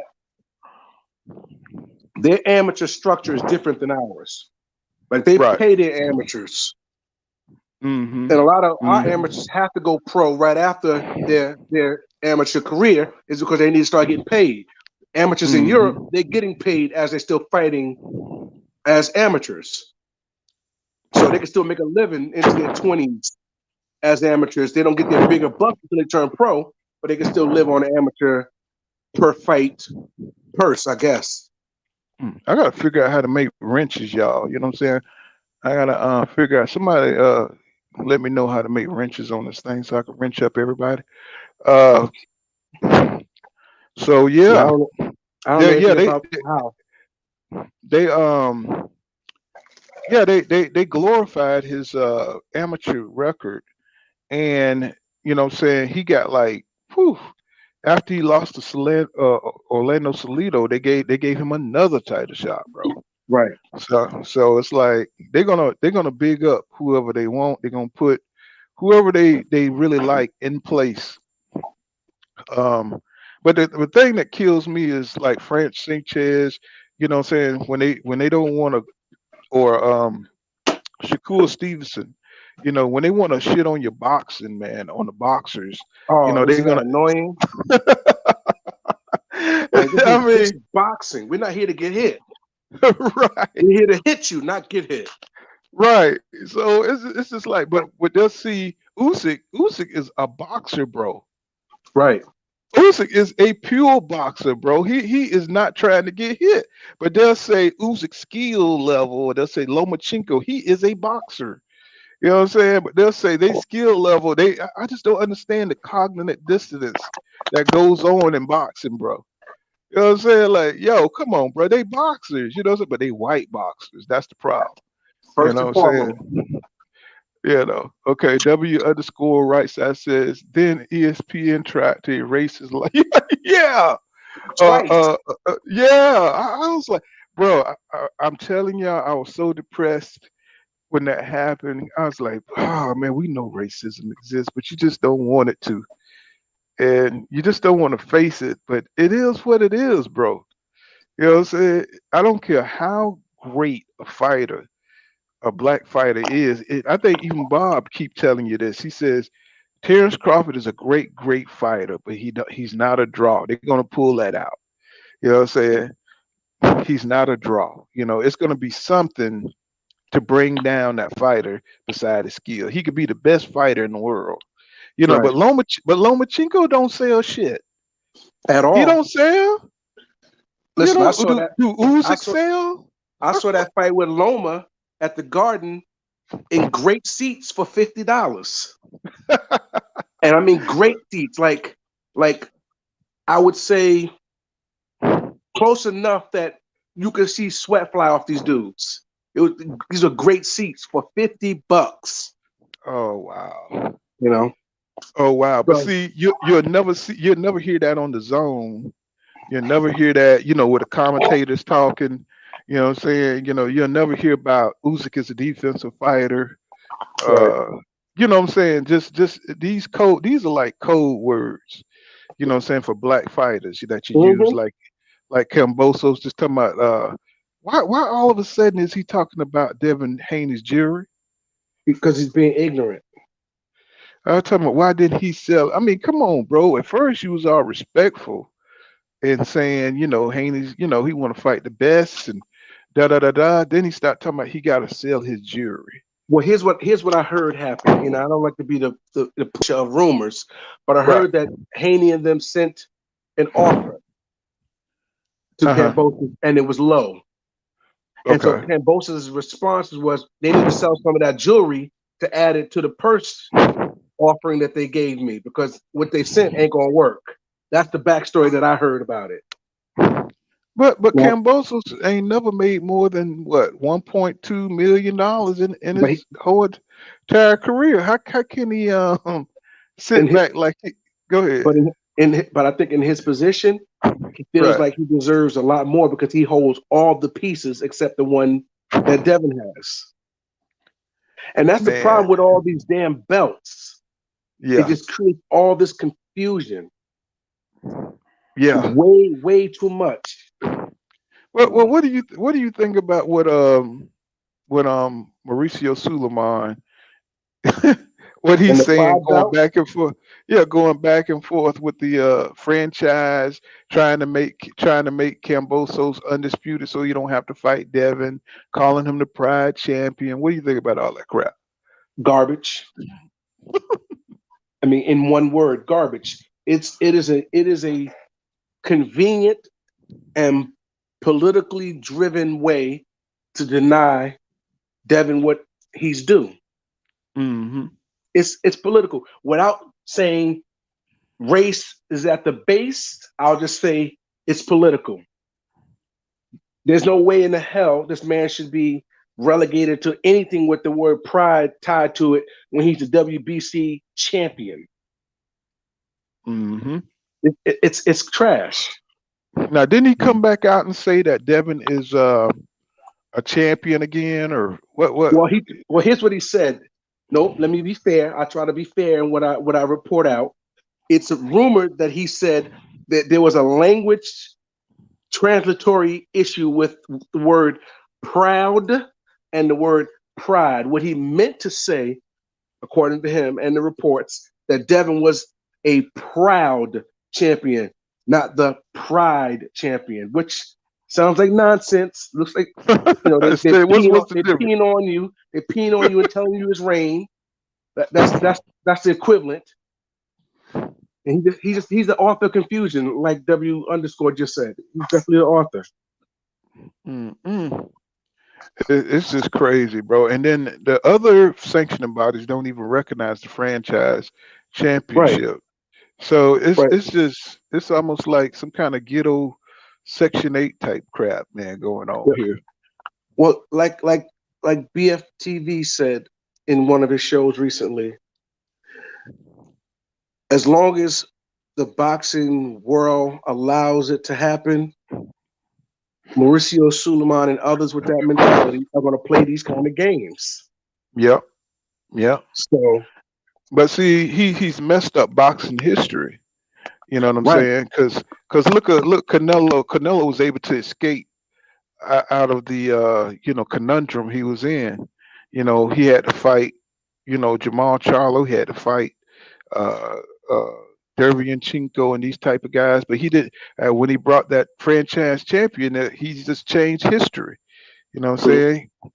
Either he would have vacated, maybe he wouldn't have fought him anyway, but it still would have looked bad on him. You know what I'm saying? He was able to dodge Demetrius Andrade. This franchise stuff has really changed. Because it's not something that was been in boxing history. It's just something they put in to give other fighters an advantage. You know what I'm saying? And that's the thing, man. It's just kind of sad that he's changed boxing history with the way his approach to boxing. You know what I'm saying? Let me No read what doubt. right underscore W underscore right side says that Shakur and Haney are boring when they box, but Lomachenko is the Matrix. Yep, shaking my head. That's right. Yeah, it's And he true. says Suleiman is just causing confusion, and we agree. We're just talking about that now. And he said it just allows you to duck your mandates. That's right. That's a fact. Yes, that's right. And that's what's making boxing watered down. And the UFC boys, they're over there getting it in uh, right down the line. Even when they lose, they rat back. And Uh, they're busy every week or every other week. yep, yep. You know what I'm saying? It's like the thing is these damn sanctioning bodies, man. They vying for power. Um, Uh, they, they they don't want black faces to be dominant in boxing, so they use these mechanisms like the franchise belt to control the way boxing looks. You true. know what I'm saying? They allow certain fighters to use steroids and juice. Right. Uh, Oscar Valdez. I think Canelo. That's The why meat. he's in the That's why he's in the position he in. He can fight when he's cycling off. Right. Uh, you know what I'm saying? Because Canelo was losing steam when he was 20 something. So how the hell your stamina gonna get better when you get older? Come on, bro. Right. It's Uh, only going down as you get older. that's right. You don't get faster and hit harder and shit like that. You know Nope. what I'm saying? When you get older, we already know Pacquiao. We already know what the deal was with that. I love Pacquiao, but we already know what it is. You know what I'm Right. saying? There's never been any. There's never been any concrete proof. But He did not. Um, let me Hmm. word it this way. No, we already know. We already Okay. know where you're going. Yeah. Hmm. Avoiding Hmm. that testing, Hmm. put a super asterisk next to his name in my book. That's what they did to Barry Bonds. They Absolutely. never caught Barry Bonds with nothing, but they just looked at that nigga neck and looked at his And arms. that head. Mhm. Hey, if your head was a certain size in 1979, and now Right. your head is bigger than your front living room in 2021, Oh no, no, God. Yeah. no, bro, you got your head the size of Godzilla. Yeah. Ain't You no know what I'm reason your saying? head to be growing as you getting older. Mm-mm, mm-mm. Either you got to be at least smarter or something, man. You Right. had that much Right. head on you, That's you know. hilarious. Man, I'm like, come on, bro. But yeah, they just they don't want to see boxing dominated by black fighters, and it's just a shame because that's what's natural. I mean, if the fighters who are the best, because you look at the Ray Fords coming in, um, look at it's another dude, Keyshawn Davis. Davis is sweet. Uh, That's a sweet kid. they just getting better. They just getting more athletic. They're getting faster. They just you can't deny it, bro. You know what I'm saying? They can't stop it. It's just in our Right. genetic. Not to keep the brat, but it's just true. We fast twitch fiber fighters. They're gonna come into boxing. Right. And And the fact of the matter is, every sport that we've taken a firm liking to, we've dominated. right. You And know. but they trying to control that though. They always want that great white hope. Look who the two top heavyweights. They got Joshua and Wilder out the way. Now look who it is. You know what I'm saying? That's what they want. You know what I'm saying? Right. Tyson Fury and And Usyk. Usyk. Yes, sir. Right. Yes, And they're sir. gonna keep anybody that might be able to knock them off, away from them. Because I believe Jared Anderson would beat Usyk. You know what I'm saying? Right now. Because Usyk, even though he has a little skill, I think Anderson could figure him out because Usyk has no punching power. Right. Uh, Anderson is a good boxer. Frank Sanchez is good. They could beat Usyk now. I And I think. believe Usyk is on the juice because he looked like Mm, trash. He looked like he. Did you watch him at cruiserweight throw 2,000 punches? yes, sir. He threw 2,000. That dude never stopped throwing. Come on, man. I was like, look how many punches he's throwing. You know, At that weight, right? I'm saying when he you get them, never. you get that kind of punch output at them dudes under 130. Them Right, little flyweight, straw weight, 118, 112. Them dudes throwing 1,500, 2,000 right. punches. Because nobody can tell me that Brandon Figueroa ain't on something. Bruh, that dude start punching and never stop punching until the end of the fight, bro. Right. Did you see? Did you see Absolutely. that fight with Absolutely. Fulton? Oh my Absolutely. God! And you know what I think? I was, I think Cool Boy made it harder on himself than he had to. I think he I, could have beat up Figueroa a lot better than that. oh my I goodness! think he could have beat him up a lot better than that. I think just adapting his style, trying to, I don't know if it was style for style going in there with Brandon. I don't know if he was trying to make a statement, but I think the way that his ability to evade punches and punch, I Uh-huh. think he could have given Figueroa a whole lot more problems. Well, I mean, Figueroa, he was just imposing his size, Absolutely. and when But he was you also know, missing. Oh yeah, He, yeah. he was But missing, see, and I think not countering effectively on the part of Schoolboy is why oh it went he the range it went. now you didn't think he was counter, man. I thought he got him some good counters, man, especially No, when he he got him up against the ropes. absolutely yes, that's a valid point in the ropes. But I mean, Uh-huh. Figueroa was pressing in the middle of the ring and missing, and Schoolboy was Yeah. letting him off the hook without making him pay for that shit. No, he did get him Nah, some good counters there now. yeah, I Um think his that's best counter you work happened on the ropes. like when he started backing Cool Boy stuff near the ropes, he would get some great counters in. Like when he started backing towards the ropes, Cool Boy would catch him, Right, what I'm saying, before his back hit the ropes. And then when he started pressing him against the ropes, that's when he started punching in between. That was a great fight, bro. Mm. absolutely. Woo, that was a great fight.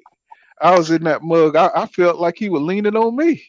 I was Hey, like, but man, get look how Brandon took that loss, acting like a little baby, and he had eyeline on. Uh, and fingernail polish at the press conference or whatever. let me see. W underscore right side says Keyshawn Davis is a beast. He says Big Baby Anderson is another one on the way. Yep. Let's Yes, sir. see. Uh, Estrada and Gonzalez both threw 100 punches each round, but Yes, sir. only weighed 114 14. pounds, That's something right. crazy. Then he says, "What are y'all thoughts on Fedora and versus Lubin?" Oh, come on, Oh, bro. yes, Come on, sir. Lubin gonna destroy him, bro. Well, I, I was talking to one of my friends about the same Fundora versus Lubin. I said Lubin should get Fundora out of there in under 5 rounds. Cause y'all don't understand. Lubin has. It's very rare to see a fighter go back to the drawing board and come back as good as Lubin. Yeah. When he got knocked out by Charlo, that was just inexperience, like you were saying, moving too fast. Yes, sir. Uh, Seawood, he moved too fast, Yes, and sir. because he had all these athletic skills, he just didn't have the experience. But now, when I see that boy fight, he still got a loose chin. His chin still kind of unsturdy, but his skill level, oh my goodness, that boy, he up there. He's up there. He just got a glass chin. Uh, Well, I don't know if I would fairly call it glass, but mhm, he's got a question mark on his chin. yeah. He's got a question mark. I wouldn't call it glass. I saw him in his last fight. Um, That, what's I, I know who you're talking about. But he almost got he got shook. Now he got rocked. Yes, sir. Yes, sir. He got But I'm saying rocked. that that's what I'm saying. He took a nasty shot in that fight, but he stayed there. You Yeah, know, yeah. he But stayed there. that's That's why I'm saying I wouldn't say his chin is necessarily glass, but I also don't think he should be testing his chin much either. right. But he got the skills. He's got the skills to slip. It's just like he get that range control right because he's another one that gets caught up a little bit in his combinations, and he got power. Rosario, And that's who he fought. Rosario. yeah, well, Lazario Yeah, could yeah, hit. He could yeah. hit, But but he can't. he's so He don't like one getting hit though. dimensional. Right. He's if it wasn't for his one dimensional, if he wasn't so one dimensional, boy, ooh man. But I was surprised to see him take out Lazario like that. Wow. And we saw Uh, what happened when Rosario took that body shot from Charlo. A straight mhm. jab to the pit of the stomach stopped the whole show. Well, And, these fighters when they cutting weight, that I believe that comes from them losing their water and picking their water back up, and right, you know what I'm saying, not losing weight effectively. You know what I'm saying. So when you get hit because you're changing your body, and right. Lazario he's a big 154 pounder, and when you know that when you shrink down to these weights, you still affected. You know what I'm saying? Because I don't think he's at his natural weight. Lazario, I think he's shrinking down. It's probably time for him The to one move up to 160 because that's what happens to you. When you're shrinking your body down, and just like Teofimo Lopez. You know what I'm saying? I think he's totally outgrown 135. He's killing himself to make these weights, and you're not gonna your punch resistance isn't gonna be as good. You know what I'm saying? Because you're killing yourself just to make the weight, and that's why it was so dramatic. I think because it looked like his stomach was spazzing Yeah, it uh, was. when he hit him in the stomach. He's trying to make that damn little ass weight. It's time for Well, you to move up. You're here's trying to what? Go ahead. let me put this point to your point. It's the dehydration. Yeah, exactly. That's See the that what that that uh neurological that was a neurological effect. That punch was a neurological effect, had a neurological effect on Rosario due to the dehydration, trying to get down the that's weight. that's right. Because You that can't punch drink wasn't enough, that hard. Yep. and you can't drink enough in 24 hours to get it back in time. Right. All you Because I do is don't know if you a whole lot of peeing. because I don't This is know why if you ever did any physical labor, but like I used to throw watermelons when I was a kid, and well, I used to lose weight fast being out there in that hot sun, and you right. get these cramps in your body. That's the Um, dehydration. that's right, and so That's that's the loss of electrolytes, that's the loss of potassium, loss of magnesium, loss of sodium. All those things are affected by that water loss. yep, yep, and when it hurts, it's almost like you need to go to the hospital when your body lock up Yeah, from from that dehydration. yeah. It's almost like, bro, it's nothing. We used to call it the bear out there in the field. That Mm, and when your body lock up, your upper body, it's almost like you're having a heart attack, bro. And that's what happened to him when he got hit in that spot too often, where he was cramping and stuff, and he got, you could see he was almost up out of here. It took everything out of him. You know what I'm saying? And that's why they was like, they thought he took a dive or something, but he's just too big. He too big for that weight. yeah, and I agree with you. I agree with you. Let me Like I said, see. Go go ahead. ahead. Okay. No, you go ahead on. I, Let me was- check. I was gonna read W underscore Rice that said, what are y'all thoughts on Fedora versus Oko? We all said that. And Fundora, he says Fundora has no defense. That's true. And then that's so yeah, he has no defense. Yeah, that's true. I feel bad for your boy, that Julian Williams. Mm-hmm. J-Rock. I thought he was J Rock. I thought J Rock was going to come back and make a splash, but looked like it's hard for him to get back at 154. Him and Hurd looked like they just kind of, once they got knocked off the block, look like it's hard for them to get back. Uh, Well, a secret is out on him. He can't take shots. right. Uh, J-Rock, let me jump on in there with this real quick. J-Rock and your point heard, once those dudes got figured out, got hurt and got knocked out or knocked down or looked bad, their drive to be on top again became just superficial. It's not deep. yeah, Like Foreman, go back to to as we talked about earlier, boxers of yesteryear. Them dudes had deep drive to be champions again. They took their hmm losses, but they had that guttural drive to want to be back on top and did whatever they needed to do to get back on top and not make excuses about it. And that's the yeah, difference in the fighters that we have today. The layers are different. yeah,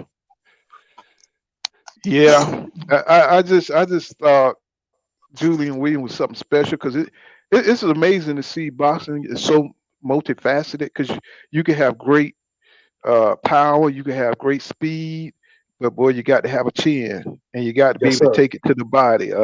Yes, You sir. just got to have so many. You got to have so many intangibles to be on top, and that's why we love it. That's why we like to see those special kind of fighters. But man, when you see fighters they just missing a couple of ingredients or a couple of intangibles, like a J. Rock Williams, because his skill level is up there, bro. When he beat Hurd ass, it was crazy, bro. It was He a whipped. war, but it was a war. Yeah, Them dudes went to war. yeah. But if Hurt wasn't able, if he wasn't so big, that would have ended earlier, bro. You could see the Philly come out in Williams that night. You could see the Philly, that Philly style, that Philly heritage. Yeah, Uh, just dig deep, grit. You know what I'm saying? And just let go. And he did that, man. That's why I was like thinking he was gonna win the next fight.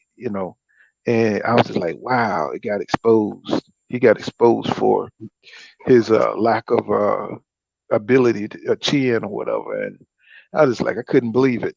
That's why these fighters got to keep fighting so you can see these things. You know what I'm saying? And Julian Williams, he fought those. See, he fought the fighters. See, that's what I love about him. He didn't duck. 154, they didn't duck each other. They did fight, so you could see. right. Uh, they mixed it up, and you didn't give a damn. Lubin wanted, and that's how I think it should be at 147. Even Jamel fought these guys. You know what I'm saying? Was willing to fight these guys. They wasn't ducking each other. 154 is a perfect example of how boxing should be going in all the other divisions. You see, Absolutely.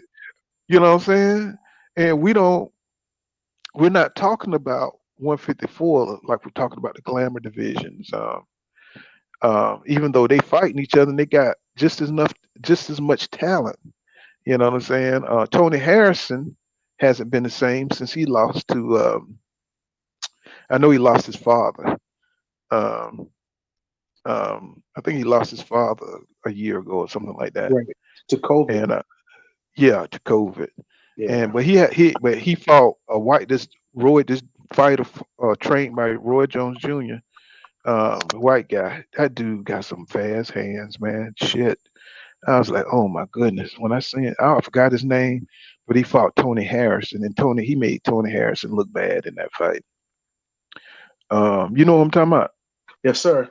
Um, What's what? that guy name with them fast ass Yeah, hands, bro? yeah. He was putting hands.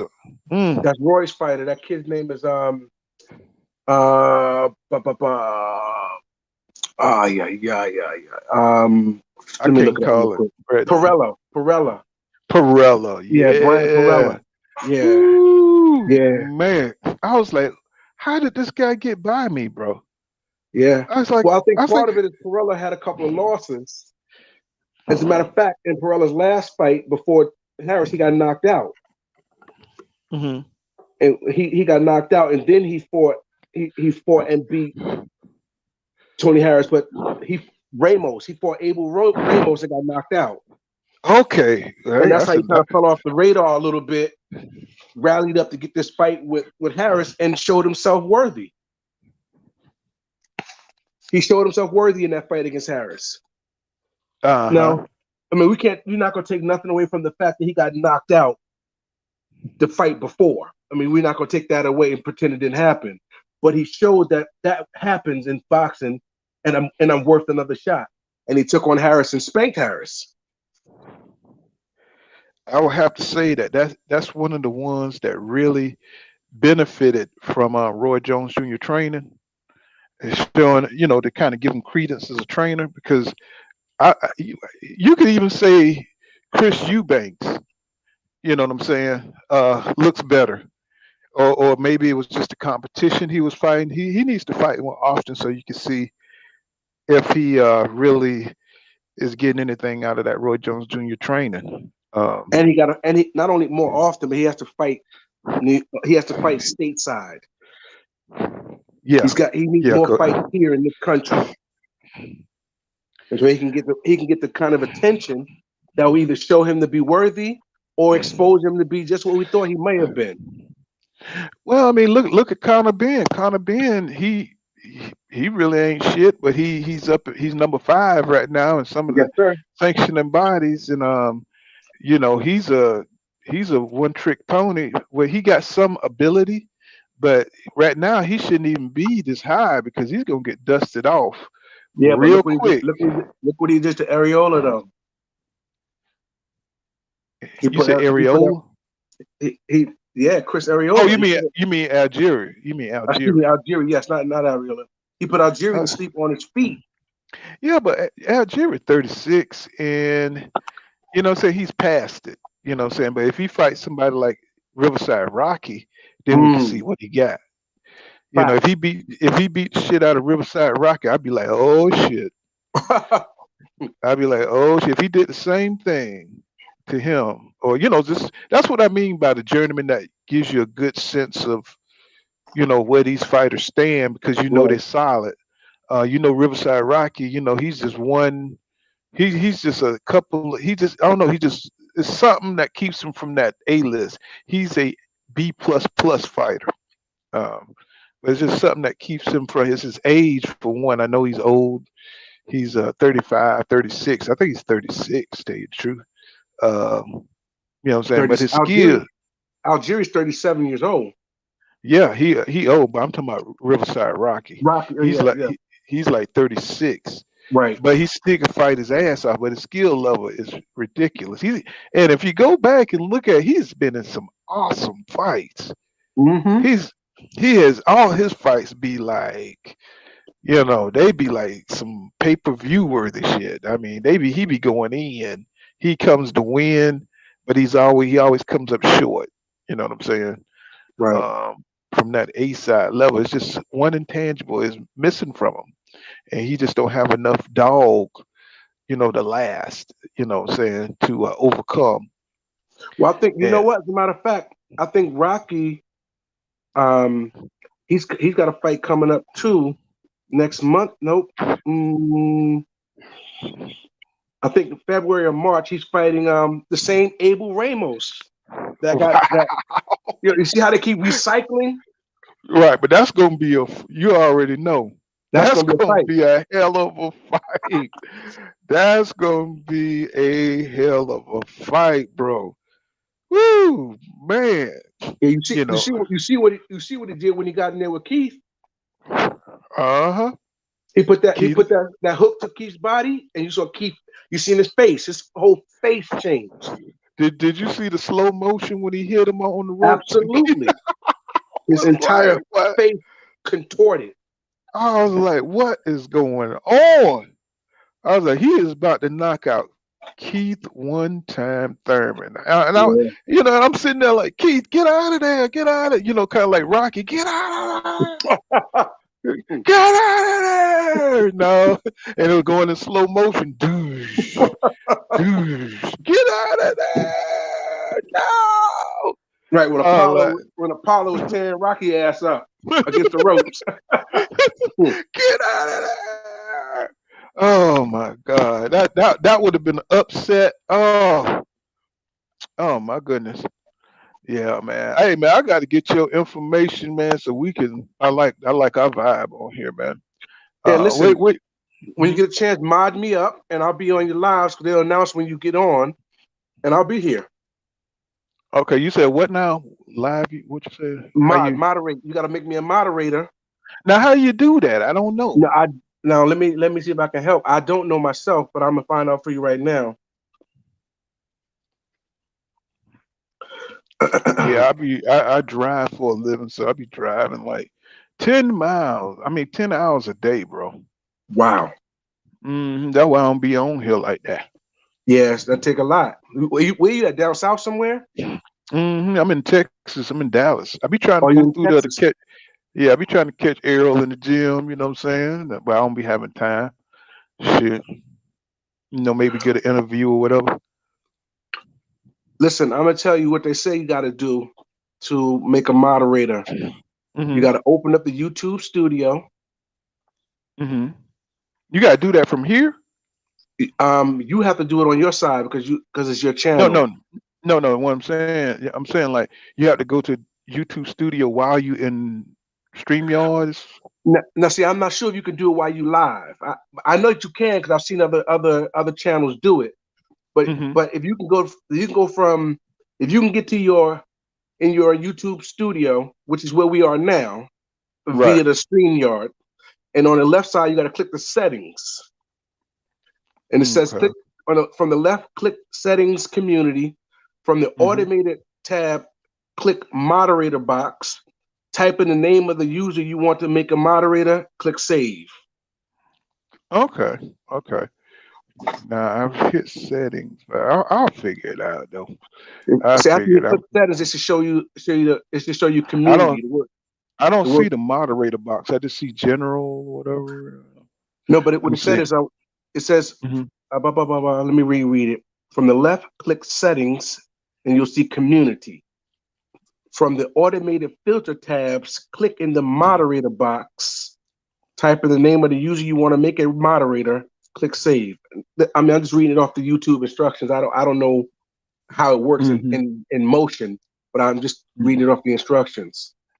Let me see. I will. Let me see. Cause like I just see I see settings, but it's not taking me to the. I'll figure it out. I'll get it down. But let me see. Let me see if I can see layouts, hotkeys. I'll figure it out. It's like let me see.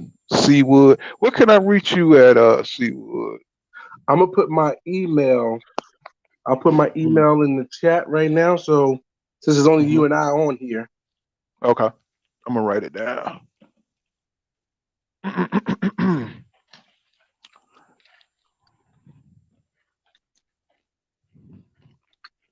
yeah, it's in the chat now. Okay, let me see. Let's see, there it is. And I'm here in New York, so I've been catching these fights at the Garden. I was trying to get over to the Prudential Center in Jersey to see the fight with King Kong Ortiz, but I didn't feel like the ticket price was worth it on New Year's Day. And and Hmm. and after a couple of celebratory drinks, I might not be able to. Oh, okay. Oh, I forgot about W. Let me see. Let me put my email in. Well, just in case I don't see yours in there right now. Let me see. Uh, okay, there you go. So I'm gonna put mine in there.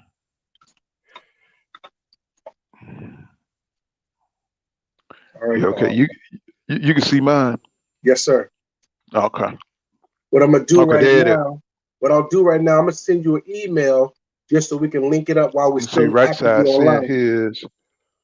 Hold Let's on, see. right now. I'm gonna send you something Yeah. right now. Underscore right side. Let's see. Right side. Okay, I got his.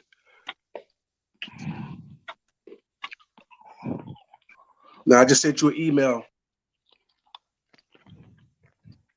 Let me see. Yeah, this technology is something else nowadays. It's amazing. I'm talking, man. You could get everything done on these dang phones, man. Hey man, listen, the people making an entire living on YouTube. I know. I'm trying to get mine up. Yeah, I Uh, see, and I'm here to support it. yes, sir. I'm I'm here to supporting all support it. my So, brothers. Supporting all my brothers, bro. When I came on YouTube about 10 years ago, and right. it was so racist, bro. Oh yeah. Like, bro, all you heard was monkeys, and Yeah, yeah. all you heard was racist. You couldn't get no points off. You couldn't talk about no black fighters, you know, without all the racism and stuff. Let's see. Did I make sure I put the right color? Wherever. Yep. Let's see. I don't see it yet, but it'll come through. Let's see. Inbox. Let's see.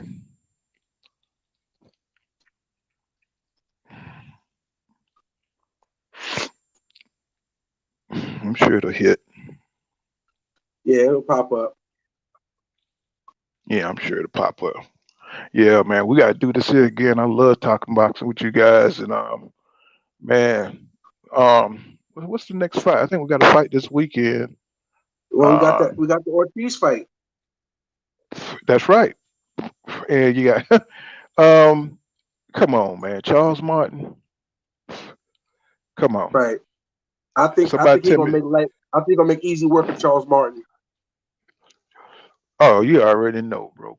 Come on. I mean, Charles Martin, I don't know, man. That's the funniest looking brother I ever seen. He looked like a brother from the 70s. Like they Yeah, used to build him. Don't he look like a brother from 1977, man? I mean, what? I'm with the like, big they old don't even Afro make him pit, like Charles Martin no more. hmm I'm with the like, black power, bruh, with the look black like, power cone, look like he come with a black and gold furniture set with a panther, felt panther on the wall. You know what I'm saying? and the vinyl on the seats. hmm I'm like, Yeah, dang. Ortiz gonna make short work of Charles Martin, yeah, but I think yeah, yeah. Frank Sanchez fight Christian Hammer.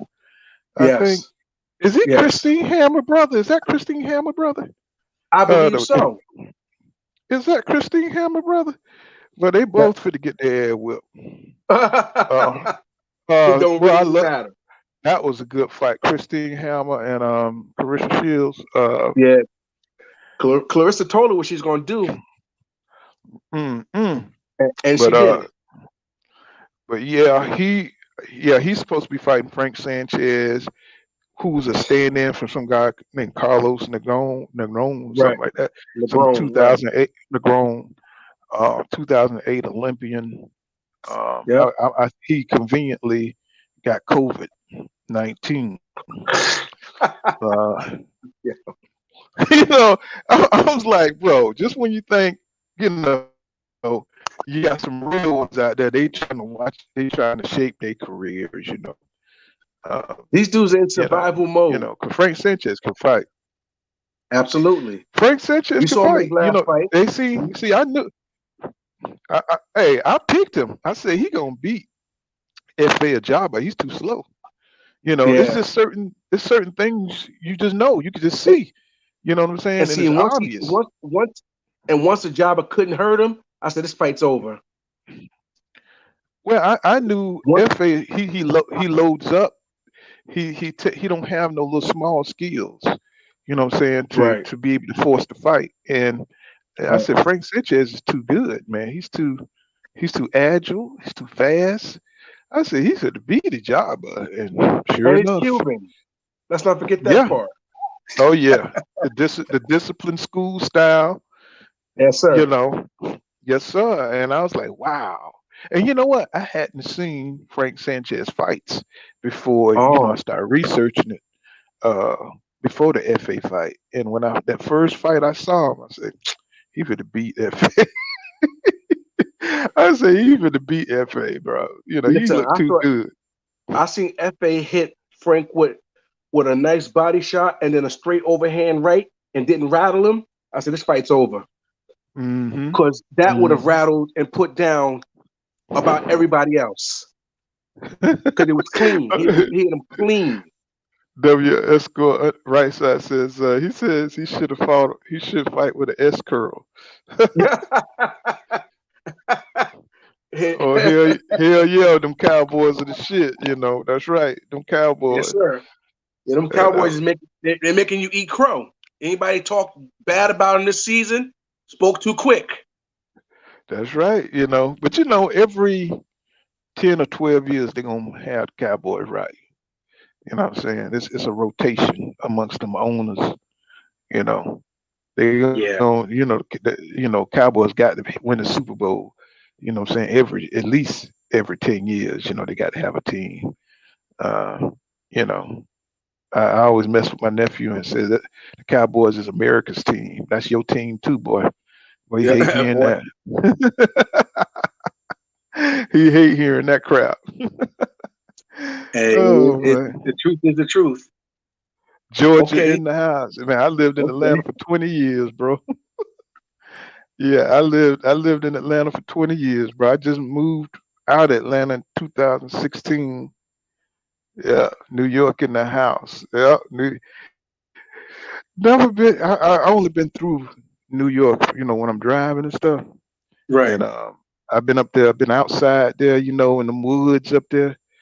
Yeah, People upstate. think people think New York is just New York City, and No, you know sir. what I'm saying? Bro, New y'all York got City is some New York City is a small part of the state. y'all. New York City got some rednecks up there, y'all. Absolutely. Some real hillbillies up there, bro. Yes, Uh, sir. I have to drive to through Pennsylvania, and when you get up in that area, it's weird how you could cross the states and stuff in different areas, and it's like number of woods, bro. It's Yes, like sir. wow, and you see nothing but hunters early in the morning. You know what I'm saying? Changing. You got state parks up there where they hunting deer, and that's weird to me. I'm like, well, how the hell it's a state park over here, but they hunting deer? And but it's real rural up there. That's why Trump was able to win. You know what I'm saying? People don't understand how much of this country is rural. It's Absolutely. more rural areas than it is urban areas. Yes, sir. When you drive around, you see that most of this country is just cows and just Open this land. land. hmm Yes, sir. And the cities are just focal points where people gather. Right. Uh, And make their money. that's right. That's right. What you say, right side of the school said, that's what's up. Really didn't think about New York like that. Yeah. I mean, the rest of New York, bro, you don't even want to look at it, bro. It's crazy and it's underdeveloped. You know what I'm saying? It's not as developed as you think. You know what I'm saying? A lot of these areas, you go to Detroit and you think, a lot of these places just the infrastructure needs a lot of work in a lot of Yes, sir. cities. And the only reason I know this because I drive to all these cities all the time, drive through them, and I see the conditions, and I'm thinking, damn, man, I thought this place here was, man, I thought Philadelphia is a crap hole. Yes, Uh, it's terrible. it's a crap hole. All the good things you hear. You see the Rocky movies, you're thinking, hey, man, I'm finna go. Hey, shit, you go down there and get your ass tore up. Uh, it's hood. It's hood, and it's like, when you got black people who are afraid, you like white people, you gonna roll the windows, lock the doors, stay at the house, but in the hood. So, yeah. Hey, when I was in Atlanta, I lived off of Fulton Industrial, so I know that rings out to you. I had quite a few fights over there too, over off Fulton Industrial. You know what I'm saying? I did security for a hotel, a couple of hotels over there. Let me tell you something. I'm surprised I'm alive. See, Mm. I'm surprised I'm alive because when them guys come out of them rooms drunk and you got to get them up out of there, that's your life flash before your eyes because all of them carrying guns. Uh, but I had to do it to get out of that situation I was in, and the people on crack over there and on drugs is ridiculous. People just out of their mind, But I talked to that y'all that stuff another time. I seen some crazy stuff in Atlanta, bro. Woo, man, found the dead body. Um, when I walked in, get them out of there, lady was dead. Um, I can't. Boy, Atlanta's crazy, bro. Mm. Atlanta is crazy. Mm, Hey, especially hey, the hey, Fulton Industrial. real quick. Charles Martin said he's gonna knock Ortiz out. Man, come on. That's Yeah, like that's that. what That's that's like what he said. that's like Ryan Garcia saying he gonna knock Tank out. It's not Yeah, I gonna said, happen. nah, I can't see it. I can't I mean, see it. I don't. Y'all see Charles Martin skills, man. It don't even look like he. How did he get on that level? Politics. The way he became champion was the dude damn near. I think he broke his leg or something in the ring. Yes, sir. Yes, Yeah. No. No. Yeah. You know that hotel on off of Fulton Industrial. I'm talking about the bottom over there. Where they got the little raunchy little crack stripper joints over there. There was a hotel over there. They shut it down now. It was called the Fairmont, and there was Mm. another hotel called um, um, damn A2C, A to C. That's what it was called. But it was something else when I went there. So they kept changing the name because the city kept threatening to shut them down because they kept having killings and stuff over there. Yes, sir. And before, I used to work for another company. I used to go have to come over that way, and I prayed to God I didn't have to live there and end up having to live there. So I knew what kind of area it was, because they were hauling dead bodies out of there back then. This was around 2000. This was around 1999. So what Red I said? He said, "Yep, I know exactly where you at." Uh-huh. So when I end up doing security, the matter of fact, the way I got the security guard is I had lost my job, and I was up there in Roswell to one of their properties, and somebody had shot this dude in front of my door, Mm. and I was in the room tripping, but I ain't had no money because I had to rent out. My money had ran out, and so I was trying to scheme up on how can I get me, some more income, and sure enough, I heard some people arguing outside. Oh man, don't shoot me! He shot the dude right in front of my door, and he didn't kill him, but he shot him. He went to the hospital. I don't know if he lived or not or what, but I know he shot the shit out of him a couple of times. And I stayed in until everything cleared up. The police came, went to the front, and I saw the dude that shot him up there, seeing if anybody was gonna snitch. Mm. So the dude, he was right there. He was right there with everybody. Everybody knew he had shot the guy. And he's sitting up there. He's sitting up there in the crowd to see if anybody gonna say anything, because the police was going from door to door to see if anybody seen anything. Right. And black people ain't gonna say nothing. Nothing. So we up there. I'm up there. I'm like thinking, oh shit, I could get me a job. Now I'm not thinking, damn, it's dangerous. No, I'm thinking, damn, I need to get me a damn job, right? Yes, sir. Yeah, I know exactly. He says, right. Most New York State's red, Atlanta rough, who shoots. Yep, left and right. So he's up there. Like he said, they're asking people, did you see who did it? And the guy sitting right there, right up under the police officers, right? And I'm like, I ain't even giving a damn. I'm like, hey, y'all need security or something like that around here? And they hired me. Mm. So they hired me, right? 'Cause who the hell want to get a job after When somebody somebody got just shot? got shot. Right. So I'm like, shit, let me get me a job, right? So that was a perfect opportunity to get a job. So I ain't have shit, 'cause I was gonna have to get out. I was gonna be homeless, and Mm. so they hired me, but they sent me to Fulton Industrial, one of the hotels on Fulton Industrial. And when I turned the corner, I was like, God damn, this that place where they be killing up, motherfucker. Wow. So I went in there, and the lady gave me a room to stay in for free, and my little check or whatever. She told me what I'd be making. And man, when I tell you that place was rough as hell, drugs, people on drugs flipping out, drug dealers coming over there, trying to do their thing. I'm having to try to kick them up out of there. I mean, I don't know how many drug dealers had to run up out of there, but they ain't take it personally. They knew I was just doing my job, right? Right. And so even some of my partners who was security was getting on, they were on drugs, and that's where they were shooting the Gucci Man videos and stuff. A lot of the Gucci Man videos were Right. shot during that time, right there in front of those hotels. Matter of fact, he shot a couple of them when I was there. Uh, so I got to meet Gucci Man and who he was and all that shit, and um, bringing some of the females over there. That's when all the stuff gets started. They bring a couple of females, get rough with them in the room, have them on them pills, and Yeah. everybody flipping out and wilding out, tearing up the room. Then my boss tell me I got to go kick out these gun toting niggas. You know what I'm saying? And, hey, go in there and tell them they got to leave. Oh, really? Really? You know what I'm saying?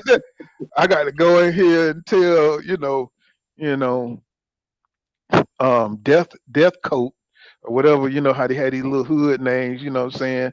Mug. I got to go tell them, man, hey man, y'all got to go. I said, what the fuck, nigga? I got a lot of that. Uh, you know. A lot of shit, man. I'm saying I spent 2 years over there Fulton Industrial, and when I tell you, I've had guns drawn on me. I've had fights in rooms, tearing up rooms, throwing niggas off balconies. Uh, and I know that don't sound like me, right? No, but hey, man, there are a lot of hazards out there that these jobs put us in front of, and you got to rise up to it, or you're gonna be off That your job I, or I, dead. but see, when you from the hood, that stuff don't bother you, especially Right, when you're on survival mode. right. I had a dude pull out a he got kicked out. Well, his girlfriend he wouldn't take a bath, so his girlfriend got tired of him being stank. So she kicked him out her room, and he started beating on her. So she came and told me she wanted him out. So I went up there. He pulled a screwdriver over me, and he stabbed me with the damn screwdriver. And I grabbed the screwdriver hand. He bit me, and that's when I pissed off. I threw his ass up the top balcony stairs. It was a two-tier building thing. I threw his ass right over the side. Yeah, Boom. take that. Yes, sir. Y'all took bro. When I tell y'all, man, I got a whole bunch of shit to tell you. I got I got some hood stories. You know, my nephew said I should do a whole uh channel on that, but I said, nah, so I just, I've had some, but when I left, now this was happening when I was in my 40s. I'm 52 now. That was about since 2016. I haven't had a lot of drama. I met this chick. She had electrical engineering. Um, Graduated. Pretty good, making pretty good money. So she helped me get on my feet, and I got up out that situation. Right. Uh, what I'm saying? I went to truck driving. I said, shit, I've been doing good ever since and never looked back. Uh, Right. Ain't no reason to look back. oh, hell no, bro. Ain't nothing behind you but bad road. Ooh, man.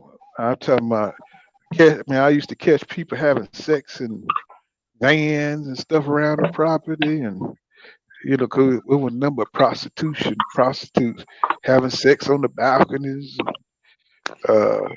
Police having to come get women butt naked in the hallways. Man, you was dealing with some mess in that job. Well, I don't know how I really survived, tell you the truth. We had dudes that would check in, go down to the store and get blasted at that little I don't know if you W underscore right side, there was a little store down there. Uh you had drug dealers coming into to that territory over there, not knowing who's who, and they coming over trying to take over, and they get down there, they go get killed, try to take over. And I remember I was headed to Jamaica, and on my way out, the dude, I said, "What's up?" By the time I got my bags down there, he was dead. He had went down to the stove. Somebody shot him in the chest. And the police, we were tight. They used to come in. Then they showed me the footage. Uh, Showed me the footage of the young dude going down there trying to draw down on this guy. And the guy had just got out of jail, and they just ran into each other at the wrong time. And the dude shot him, and he shot him through the those freezer cases. Yeah. Yeah, yeah, because he shot him with a damn 357, and Oh shit. close range, and he flew all the way back. He flew all the way back and broke the glasses of those freezer cases, the little glass thing. Yeah, he tried to sneak and draw on the guy, and the guy was already ready, and blew him away. Yeah, Mm, but I was mm, headed mm, to mm. Jamaica. I was headed out with my old lady. She had to hit a lick for real estate, and we were out. Yes, I was sir. like, mm-mm. Oh yeah, I got some stories for you, man. But we'll get back up together and we'll close this one down. And man, I love the vibe I got with you guys. Man, we got to get up, bro. Hey, I can hit y'all. Got platforms too. I don't. You know, What about? my platform was where your platform at. So I'm coming along where you Okay, coming along. okay then. So I'm gonna email you and we'll talk behind the scenes. W underscore right side. You got a platform? Is he still here? Hold on, give me a second.